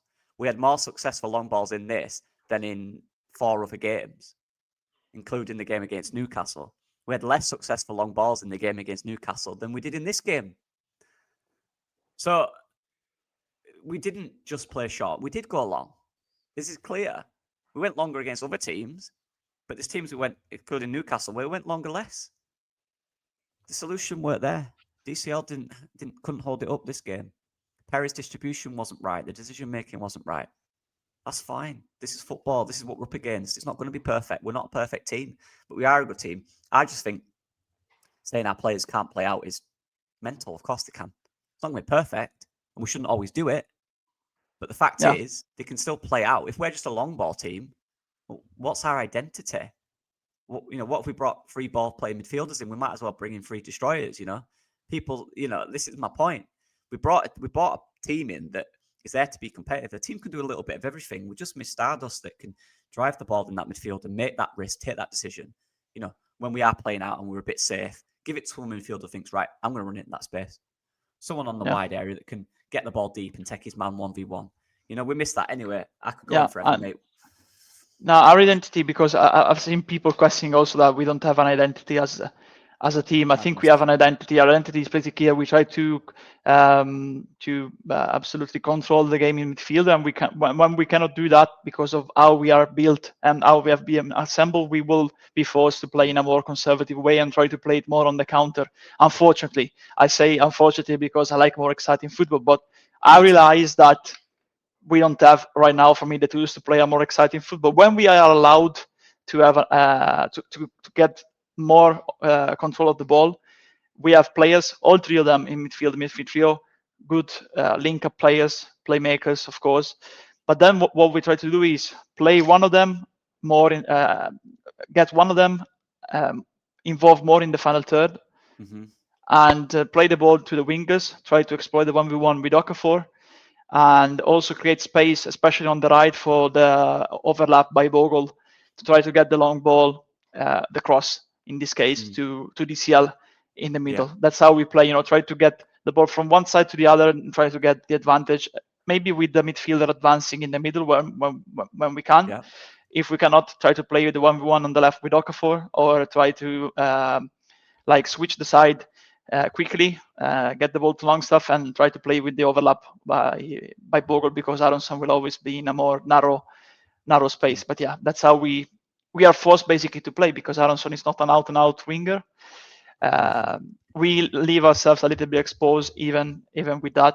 Tottenham, Wolves, when one of the midfielders, looking at how the squad is assembled, I plays in an higher position, like Stack did that a lot at the start. And when we lose possession in the middle, at times we don't have the pace to track back. So we are in 2v1 situations or in 1v1 situations with our defenders or with midfield, in these cases. But I think the identity is pretty clear. But that being said, we are analyzing a period, the wider picture. I think you should expect the possibility to lose points at Brighton. Where you don't need to lose points is at home this season. You will lose points, of course, against some teams, but against direct rivals. So far, we have won against Everton, we have won against Wolves, we have beat West Ham. Now we'll be facing Forest. The only crucial game that we lost against the direct rivals down there, the teams involved, is the Burnley one. Is the Burnley one. Apart from that, we played against higher opposition. So you can contemplate the possibility to lose points at Brighton, but then you have to get your points in the crucial games at home. Our goal is safety. We are in the 17th place, in the 16th place, 16th place. We'll be always in that area, in that area of the table this season, because we have a squad with less value than compared to the teams around us. Probably Burnley, and Wolves. They have a lot of young players, so you can expect them to maybe struggle to find leadership in that team at times, and also in the club. But I think we are in the position we need to be right now. Our goal will be finishing 16, 15, 17. Everything above 15 is a plus. It's a plus. It's an extra, like in the season under Bielsa. It's very similar. In that season, many players underperformed, and we even finished 9th because he's a magician. Farke will be a magician if we finish above 15, honestly.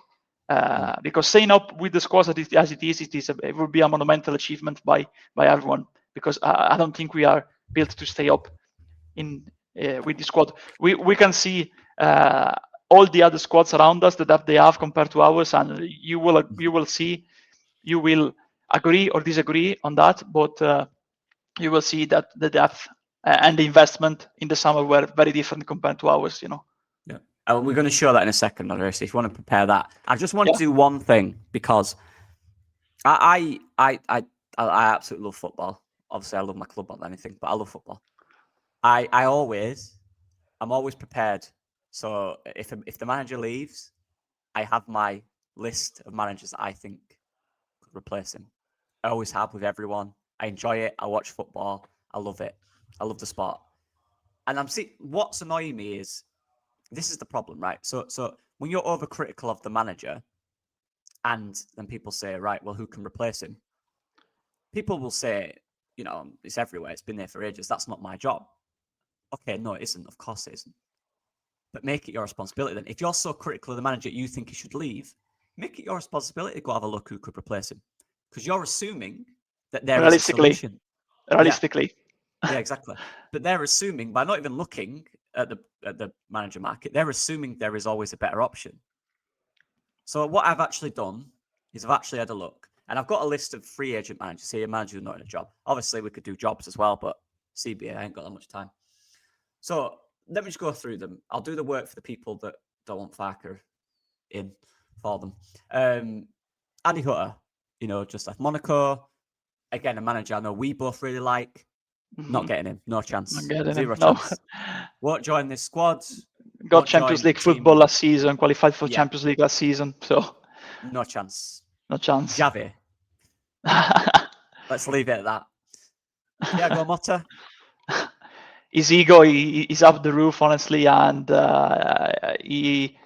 after you asked Juventus fans how many experiments he did last season before being sacked, and people that dislike Farke for not changing the formation will probably be very mad, because he likes to play like fullbacks as wingers, like play defensive midfielders like Cobb Miners as number 10s, centre backs as fullbacks. But his ego is up the roof after what he did at Bologna. So he's not going from Juventus and he even refused to go to Bayer Leverkusen after Ten Hag was sacked. So it tells you everything you need to know. Yeah. There's another one, Ten Hag. But like Thiago Motta, probably not ready. Too much of a risk again. Ange. He's still a Europa League winner from last season, so he still won the Europa League. He can easily find a club, maybe not in England necessarily, but I don't think he find another club in England this season. But abroad, he can find a club like Germany, or even Italy, honestly, that plays European competition or wants to qualify for Europe, like Stuttgart, these kind of clubs, in Germany, Freiburg. these kind of clubs when they play European competitions. Yeah. The next two, again, these are managers I love. These are managers I would love to manage Leeds in the future. And that's Edin Terzic. Terzic. Terzic. I can't say it. Terzic. Edin Terzic. I can't do the zich. I just can't do it. Don't worry. Edin Terzic. So again, obviously got to the final of the Champions League with Borussia Dortmund, won the German Cup as well. Obviously not in job at the moment. I love him. I do. I think he's a really good coach. Me too. I really enjoy watching his team. So entertaining in that sense. Again, not getting him. Then we were having this conversation, Andre. Say we stayed up and, I'm not saying him, but a few of these names I'm going to mention. Say we stay up and the investors go, right, look, 100 million, maybe you can attract some of these managers. Absolutely. But in this current situation, with this squad, assuming we're not going to buy in January because we've been told that for months now that we don't like buying in January. None of these managers are going to take that risk in their career. They're just not. And I could go for it again. Terzic, whatever. Terzic. Yeah. Marco Rose, again, my favourite in terms of outfield manager. I've liked him since lockdown. I started watching his football. I like the manager. I like the guy. I like what he says. I listen to a lot of his stuff about football, what he says. Really good coach. Again, would love him at Leeds United in the future. He ain't coming to us at this current situation. He isn't. He just, again, end of the season, if the 49ers want to just get someone that's a little more experienced, than Daniel Farke. I think Farke's done a great job to keep us in this league. Now the guarantees of investment. Yeah. With guarantees of investment. Guarantees. Yeah. Maybe that's someone you could go for. And that is someone, if that is a situation, if they do move on eventually from Farke, that's the one I'll be going, right, him, in my opinion. Victor Bruno, a guy I watched a lot at Porto last year. Again, good coach. However, plays one way, just like Farke, and was wrongly sacked, by the way. Porto they've gotten worse since he left. They've not really gotten better. They lost a few games and then they sacked him. But anyway, still not in a job. Massive risk. Huge risk. With this squad as well, I'm not sure he can get out what he needs, to be honest. He needs attacking flair. He needs good attacking players. He had Jolinho there, who was ridiculous winger, who was really good, who did a lot of the creation. So yeah, good manager. And then we've got Ralph Hasenhüttl. Is that an upgrade? No, this is I don't think so. Raul, a manager I really like. Again, huge risk. Joe likes him too. Yeah. Again, huge risk. Now we're getting to the two that is probably the only ones we could probably attract from free agent managers, Carrick and Rodgers. Rodgers. Are they an upgrade? I like Rodgers, honestly, but Me too. Yeah, I think at Celtic, I think he was done dirty like Terzic at Borussia by Leicester because he did well there. In the end, I don't think he was the main problem. But his style of football has become like Mourinho's. He has some big gaps. And he left Celtic, and even the way apparently the rift that has become public between him and the board, the way he apparently acted, it's not a good publicity for him, to be fair. And he was not as consistent as he was in his previous stints with Celtic. So honestly, the people can even mention Palladino, but he's not ready for the Premier League at the present stage. Loads, man. Yeah, there's we loads. have to realize how limited. Corberan. People mention Corberan at Valencia, but look, Valencia, they have problems in terms of ownership, because the ownership has stopped investing in the club like they did in the past. The fans don't want them. They want Peter Lim. I think the owner of Valencia out of the club. There's been protests, going on for the past couple of years, even more than past couple of years, actually. They have actually invested in the summer. They got some good players like Beltran, Danjuma, Ramazani too. So they have good strength all over the squad, but they have not been performing. There's just won 2 games in 11, and there's been a huge heavy criticism by this Valencian press, even in press conferences. A journalist actually asked Carlos if he and the players felt some shame about the performance. about representing the badge of Valencia in that way, because the journey said it looks like when Valencia goes to play in big stadiums, the players already know that they are not going to win the game, and he's also facing an internal revolution, basically an internal rift, player unrest from the veterans of the club, basically. So he risks to lose his job, but it hasn't worked out, unfortunately, very well for him. And Ramazan is barely playing because he barely played before, but then he got injured and he's gonna be out until the start of December, apparently. Right. Well, this is it, and people will say Rosinha as well. And my thing with Rosinha, I like him. He's a good coach, but I like all these guys. This is the thing. I like them. I'm just saying. I'm looking at our squad, looking at our situation, going, they're not ready, they're not right, or they're too much of a risk, or they won't come. That's what I seem to come up with. Now, look, maybe the 49ers, if a better squad at Strasbourg, honestly. He has a better squad because Luke, of course, are sending the players of Chelsea on loan there, and they play now in Europe too. So he has a better ceiling, of course, and he has a path if doesn't work out for Maresca in the future to be the Chelsea manager. Yeah, of course. It's already there. Yeah, it is. But it's one of them. Even if it did, Rosinha he has one way of playing as well. Yeah, exactly. People will have the same complaints because we have a limited squad and there'll be different areas, but people will be complaining about this. By the way, if we're playing Rosinha ball, we need creators, so let's not do that. But yeah, those are just some names as well that I just want to mention. But anyway, Andre, what we're going to do for the last kind of 20 minutes. 20 minutes. Even less probably, I think. Yeah, that's fine. Yeah, we're gonna. I appreciate everyone. I know this is a long one. Next week is going to be a very talky one and quite philosophical. I want to get very coachy. I've not told Andre, but I've got some topics I want to speak about. But it's going to be good. But anyway, looking forward to get that. This out of the way. Andrea's got the squad depth stuff with the teams around us. I believe it's the midfield and attack. Yeah, so absolutely. Away, mate. Yeah, I remember me and you, we were talking about that on WhatsApp about the lack of alternatives, lack of game changes that could have changed the game for us on the bench. I've been interacting with many people online, discussing under my thread that I made about a possible switch to 3-5-2, and mentioning that we have 11 players, but then what happens to wingers? What happens to just one midfielder on the bench? What happens to just one centre back on the bench?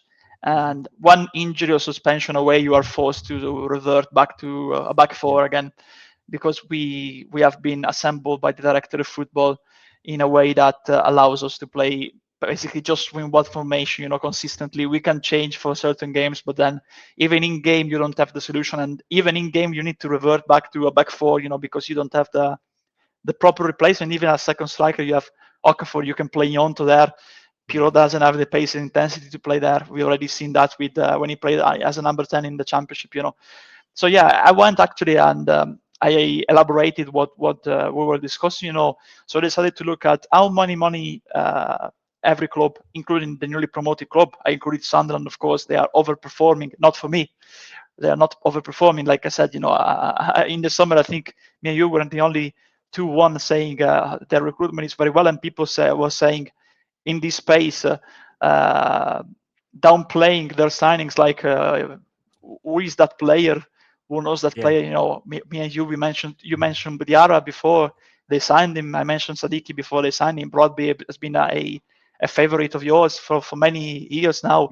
And I remember in one show we were discussing about the newly promoted teams, and I said they are making many signings because they will be ruthless to substitute the players that they don't think they are suited for the Premier League, even players that have been massive for them in that promotion season. They have been barely playing, some of them, but they replaced even Bellingham. I think it was a good move to sell him for the amount that they got, because they invested the money. Even Lefebvre, it looked like who is Lefebvre? He's not going to be the top player in the championship. Eventually got it was massive in the final push for promotion, even in the playoffs, and they got him for like 20 millions. So good price. I started with Sunderland, because they knew that they needed to get more players, but they retain a good core of players that were ready to be in the Premier League. Daniel, Chris Rigg, Mayenda, Isidore, Mandel, now he hasn't played yet because he's been injured, but yeah, all these kind of players, they had a good core of players that have potential, that can improve and progress and become consistent Premier League players. But they knew that they couldn't do that by relying on these players overperforming like we do with Aronson, Dan James, Willie Gnonto. Because in the end, I like Willie Gnonto, but if you look, there's all these talks about, he's already done it for us in the Premier League when he was 18, 19. If you go back and watch that season, in terms of GA, he scored 2 goals. I thought honestly, I remember they were like 5, 6, and they weren't. He got 4 assists too, but if you remember when Sam Allardyce, Avi Gracia came on, he wasn't a starter, especially with Big Sam. That I remember me and you and talking before he became our manager. He said, "I don't know why Gnonto is on the bench under Avi Gracia." Basically, then he became the manager. Didn't play him. Yeah. when he arrived. He said on his podcast, Allardyce, he Tippy-tappy said, football. I have no idea why that Gnonto's on the bench." And then he came in and he was still on the didn't bench. play. yeah. So, Yeah. But but I think the thing from this, Andrea, is that it's the money they spent on the attackers. Now, this is the key thing. Everyone keeps saying we spent money on our defense and we're still conceding goals. Yeah, of course we are. Look who we're playing against. Look at the attack we're playing against. Look at the money they're spending. We've still not spent enough on our defense compared to the amount of attacking players that are 40, 50 million pound players every week. It doesn't weigh up right. We didn't spend enough on our attack, in my opinion. Yeah, absolutely. And like 83 million. That's really a lot. Of course, front 3 players. It's about players that can play left wing, striker, and right winger. I've set them in 4-3-3 here. Of course, I'm looking at the attacking option in the front 3 and the midfield options. Now they're playing with a 4-2-3-1, basically because Tiara has been injured for a while now with Rick behind the striker, basically. But at the start of the season, they play with 4-3-3 for the majority of games. So I'm looking at the complete depth, starting from the strikers, Isidore, very good upcoming player. The backup, Mayenda, another very good young upcoming player, a Spanish under 21 international. He scored a goal for them. He's a very versatile player. Isidore, he's tall, he's strong, but also very versatile. And they can even afford to leave Brian Brobby on the bench. They can even afford to do that. He's barely played. He has barely played. And there's honestly an argument for him to be a starter in our side, to be fair, honestly. And he's like their third choice. This is the point. I think he does start for us. I think he'd be a he came on the other day and got an assist, I believe, for them. But again, he's one of them. Yeah, he's pre-season because of the Ajax stuff. He's far behind it, and that's probably why we saw that and thought, I get that, I do. But as a player, I really like Brian Brobby. I think he's really good. Yeah, absolutely, and it's versatile. Strong also. It's not very tall, but also strong. Good body type. Now they've signed also. I included also Abdullah as a fourth choice. He hasn't been involved yet this season, but they spent a good amount of money.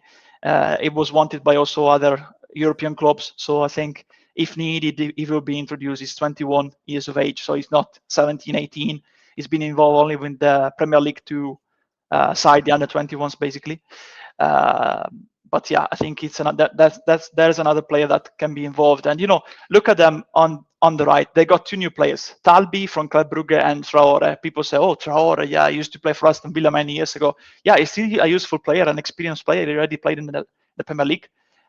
He's played for Ajax for many seasons, so he's not a newcomer. And Lefebvre is proven to be the advanced playmaker, the creator that they needed in the final third, And if they want a more out-and-out player, they have signed Adingra from Brighton, an already proven, upcoming but proven Premier League player.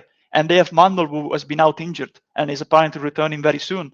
So they have signed one player here, a good backup for Lefebvre, a player that can challenge Lefebvre. If you want to switch the formation, you can play Lefebvre behind the striker and play Adringa on the left. So variety, adaptability.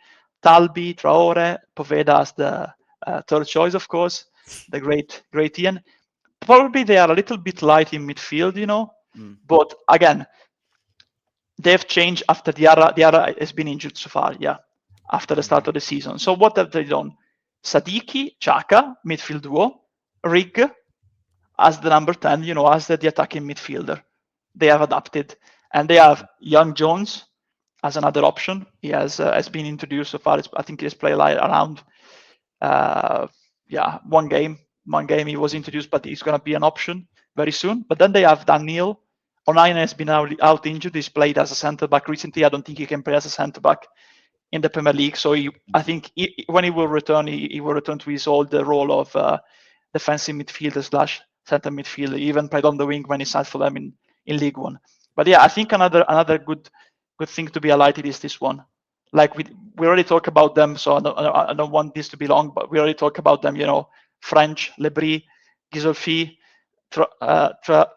Diarra from the French League, Ligue 1, Sadiki from Belgium, Lefebvre from, of course, he had a brief stint at Roma before he was at Ron.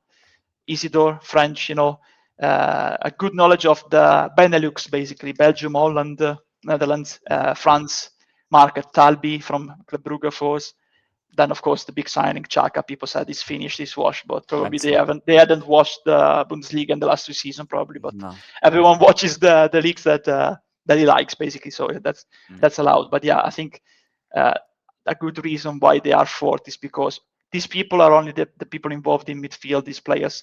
And the front three, we are not even talking about Gertruida, Mukiele, Alderete, all the players that they've signed at the back, keeping Trey Hume, Masuaku experience, Rofs. They already had a good keeper in Anthony Patterson. For me, ruthless. You're gonna be second choice. We bring in a new one, a player that he can perform. So they have good coverage all around. Then of course I've looked at the clubs near us in the table, par Newcastle, because I think Newcastle are a Champions League side and they're gonna be there very. They're gonna leave that area of the table very shortly, like Aston Villa did. They had started very badly and then they left that area. So another good talk of the summer, a club, Brentford, that was plagued by comments like, "Oh, they've signed a set piece coach. Oh, they have lost key players like Johan Visa." People, let's learn about Brentford. Let's remember what Brentford are made of. They've always sold players, Benrahma, Watkins, Ivan Toney, other players, of course. They always replace them. They know how to invest the money. They know how to spend not much money. Now they have changed slightly in the last couple of seasons, of course, but they know where to find talent.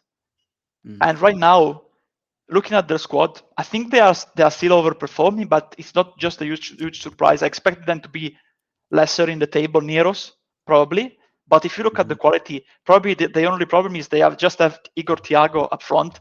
Shea that can play as a false nine. He's played in that position in Germany when he was in Germany. But look at the options they have. Lewis Potter was already there. Reece Nelson signed on loan by Arsenal. Could have we not signed Reece Nelson on loan from Sunderland?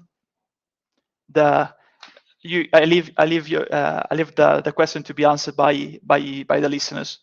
Gustavo Nunes hasn't featured yet, but another player that played for Gremio, so they're gonna introduce him slowly. He's gonna be an option in the future. They paid a lot of money for Ouattara.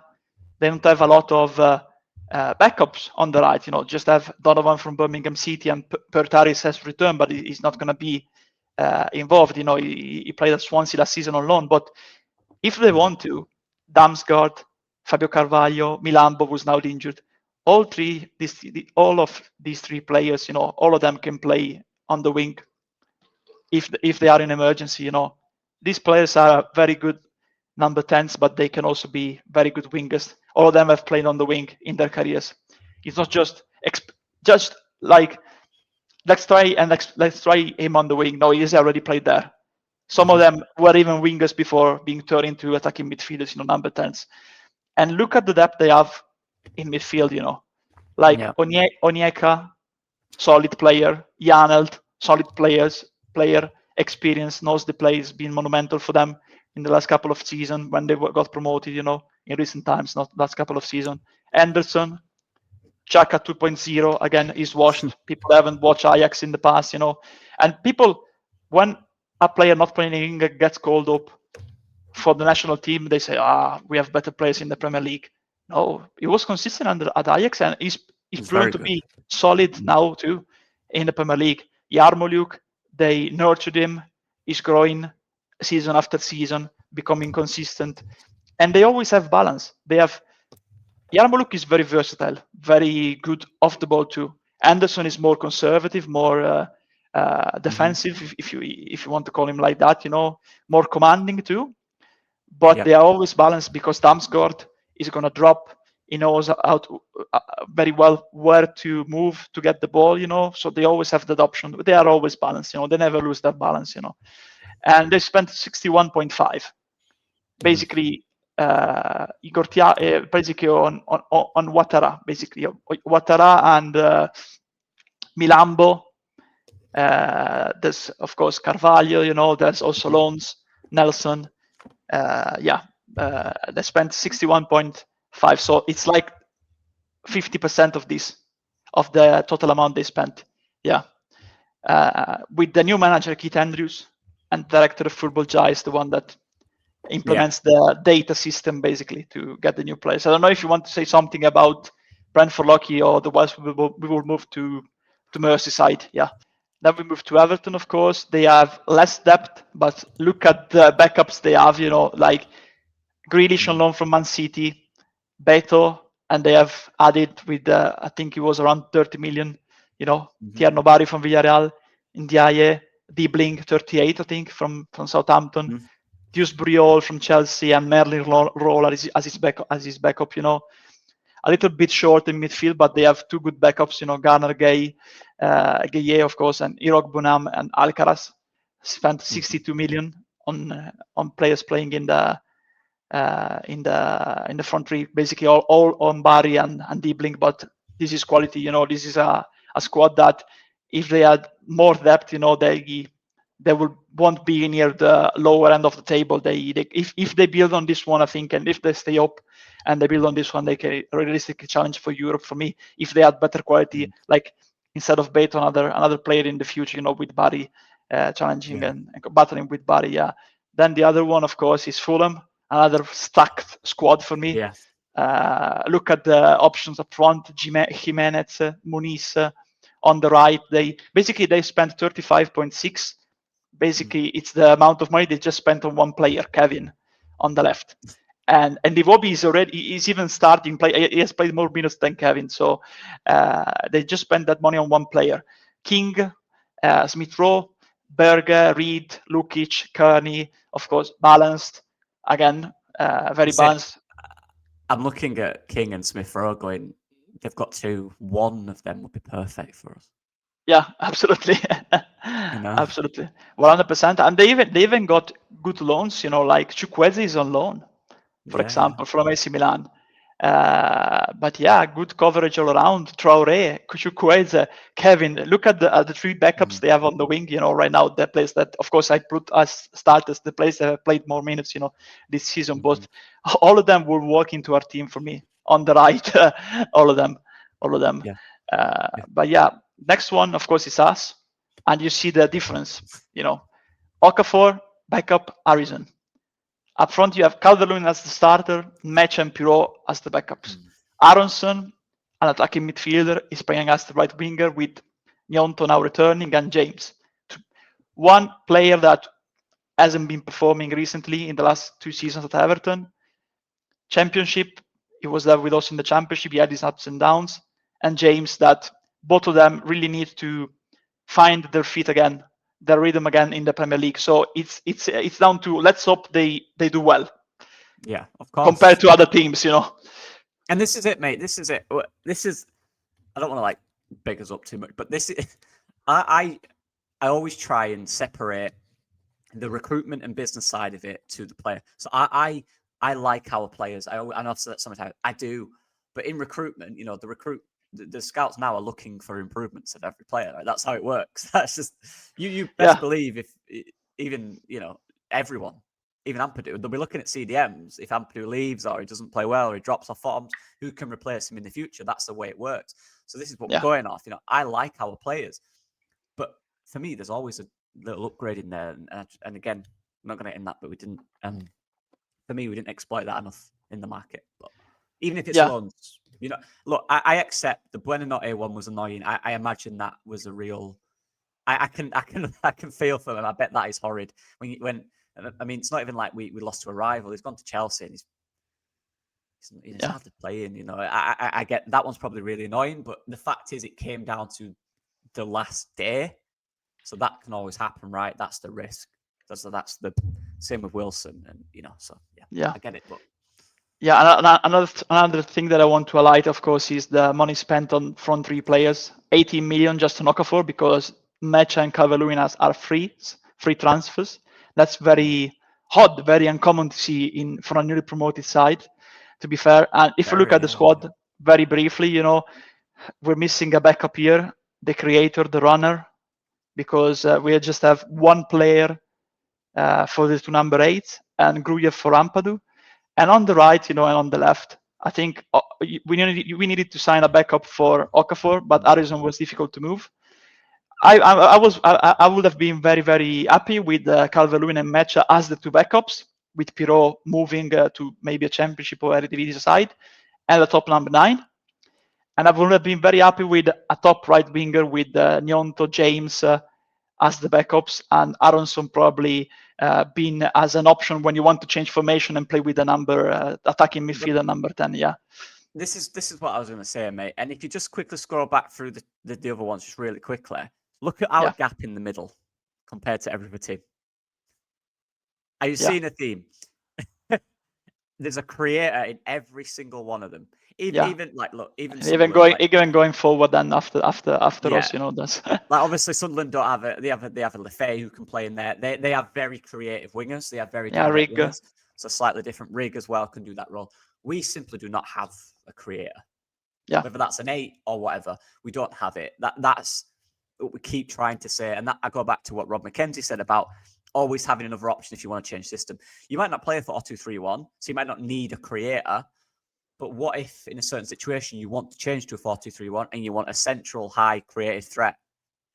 Yeah. That's where the players come in. That's where a role might come in for, an Everton or, this is the problem. We don't have that. We don't have that solution. And everyone else around us seemingly does. Whether they're perfect players or not is another thing, but they have the solution they bought in that player they believe is. So, yeah.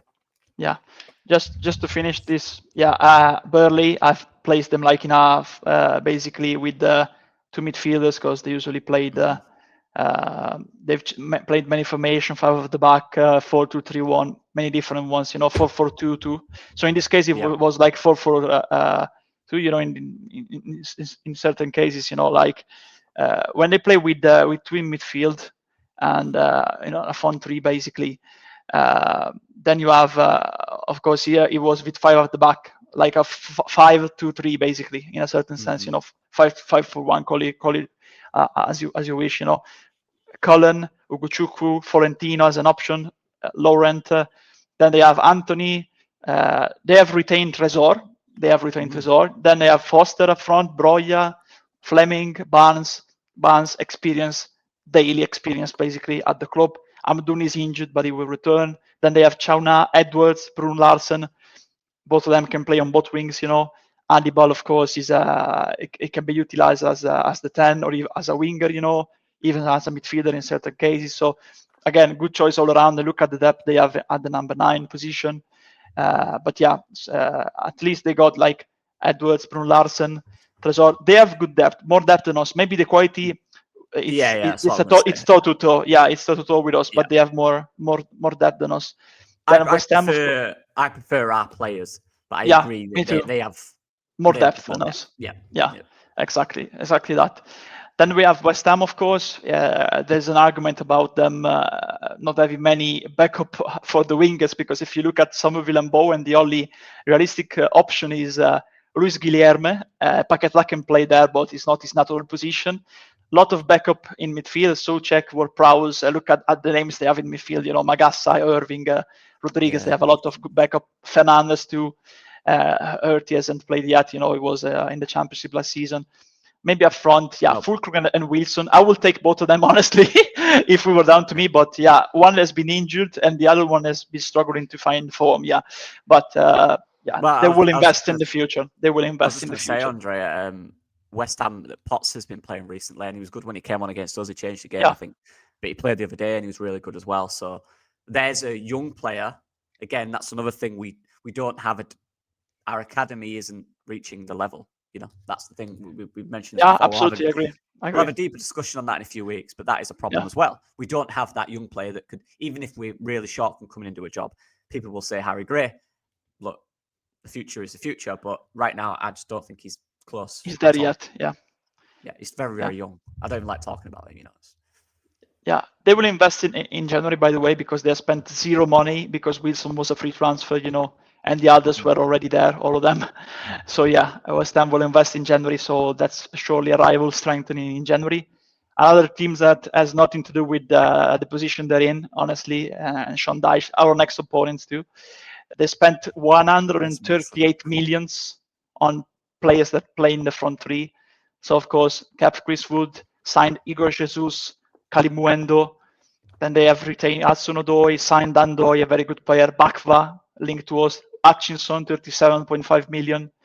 They still have Avoni now, has been out for a while with that problem last season, when he got that bad injury, McAtee, 30 millions. Sangare, Yates, Dominguez, Douglas Luiz, Anderson, they have nothing to do with especially with depth, Edu as a director of football, I don't know, head of football, sorry, as head of football. And the final one, probably there's a debate here because they don't have many players. They have Enzo Gonzalez. They have some young players, 20 years old, we haven't included them here, but because they haven't featured yet, but they don't have much depth in midfield. Krejci can play in midfield too. He's playing as a centre back, but yeah, they have better depth than us, probably on the number 9 position because they have Strand Larsen. Newcastle wanted him, Hwang Chan, and my friend, the basketball player Toru Arudokare. But yeah, Arias, João Gomes, Rodrigo Gomes, Fer Lopez. Yeah, young players. These two, they can impact the game though. They can impact the game with the proper manager, I think, because they have both of them were sacked, Vitor Pereira and Tony Toli. I cannot remember the name now. Tony, I think it was the name of the director of football. So if they get these appointments right, because in the end they've spent 81.6, because they have signed permanently Strand Larsen, Arias, and Arudokar. Yeah. I think probably their main worry is in midfield because they have Andre, Bellegar, Monetzi, good players, all of them, probably these two, Bellegar and Andre. But where's the backup? It's just young players, basically. It's just young players. João Gomes he can play in midfield too, of course. Even some of their centre backs can play in midfield, but where's the natural backup there? Where is the natural backup? But in the 9 position, they are better. They have better players than us for sure. Strand Larsen and Wang and Arudokar. I don't like him, but at least they have 3 good choices. I think Strand Larsen starts, of course, in our side. And Wang and Arudokar, there's a debate, but yeah, they have more depth because Strand Larsen is a game changer for them. With the proper manager, I think they easily get back into the fight because, of course, so far they have got completely bad recruitment in midfield. Where are the backups? Yeah, no, exactly. And this is the point of all of this. I think it's, again, I like our players. I back our players. I seriously do. I like them. But I think they need more help. I think that's what it is. They need more help. They need a bit more. We've shown there, everyone just go back and scroll through all the creative players every team has in their squad. Yeah. Maybe Wolves, who are at the bottom of the league. I think from that, we are overperforming in where we're doing. I really do. To be in the Premier League season without really a central creator, even a ball carrier, is... I know we said it at the start. I think that was one of the most important positions we had to do. But anyway, that's just my opinion. What do I know? What do we know? Absolutely. As we said at the start. Mine too. We're sat on the chair. They're doing it. So big up them. But yeah, that's it. That's what we want to do. That's a summary of today. It's a long one. I appreciate it. Next week will be... I'm going to ask the question and we're going to get into some deep stuff about what is a good coach? What is that? What does that look like? We'll talk about football, the way football's changed, what his style, what even his tactics. People say it, but what does it mean? You know, what is it all? So yeah, that'll be next week. Hope everyone enjoyed. If you get to the end, you're a legend. Truly. Yeah, thank you. Yeah, but yeah, thank you, Andrea, for the work. Thank you, and for mate. the PowerPoint. I appreciate it. And we'll see everyone next week, hopefully off the back of a win. Although I've just seen that Forest side and I am frightened now. But yeah, see everyone in a bit. Bye-bye.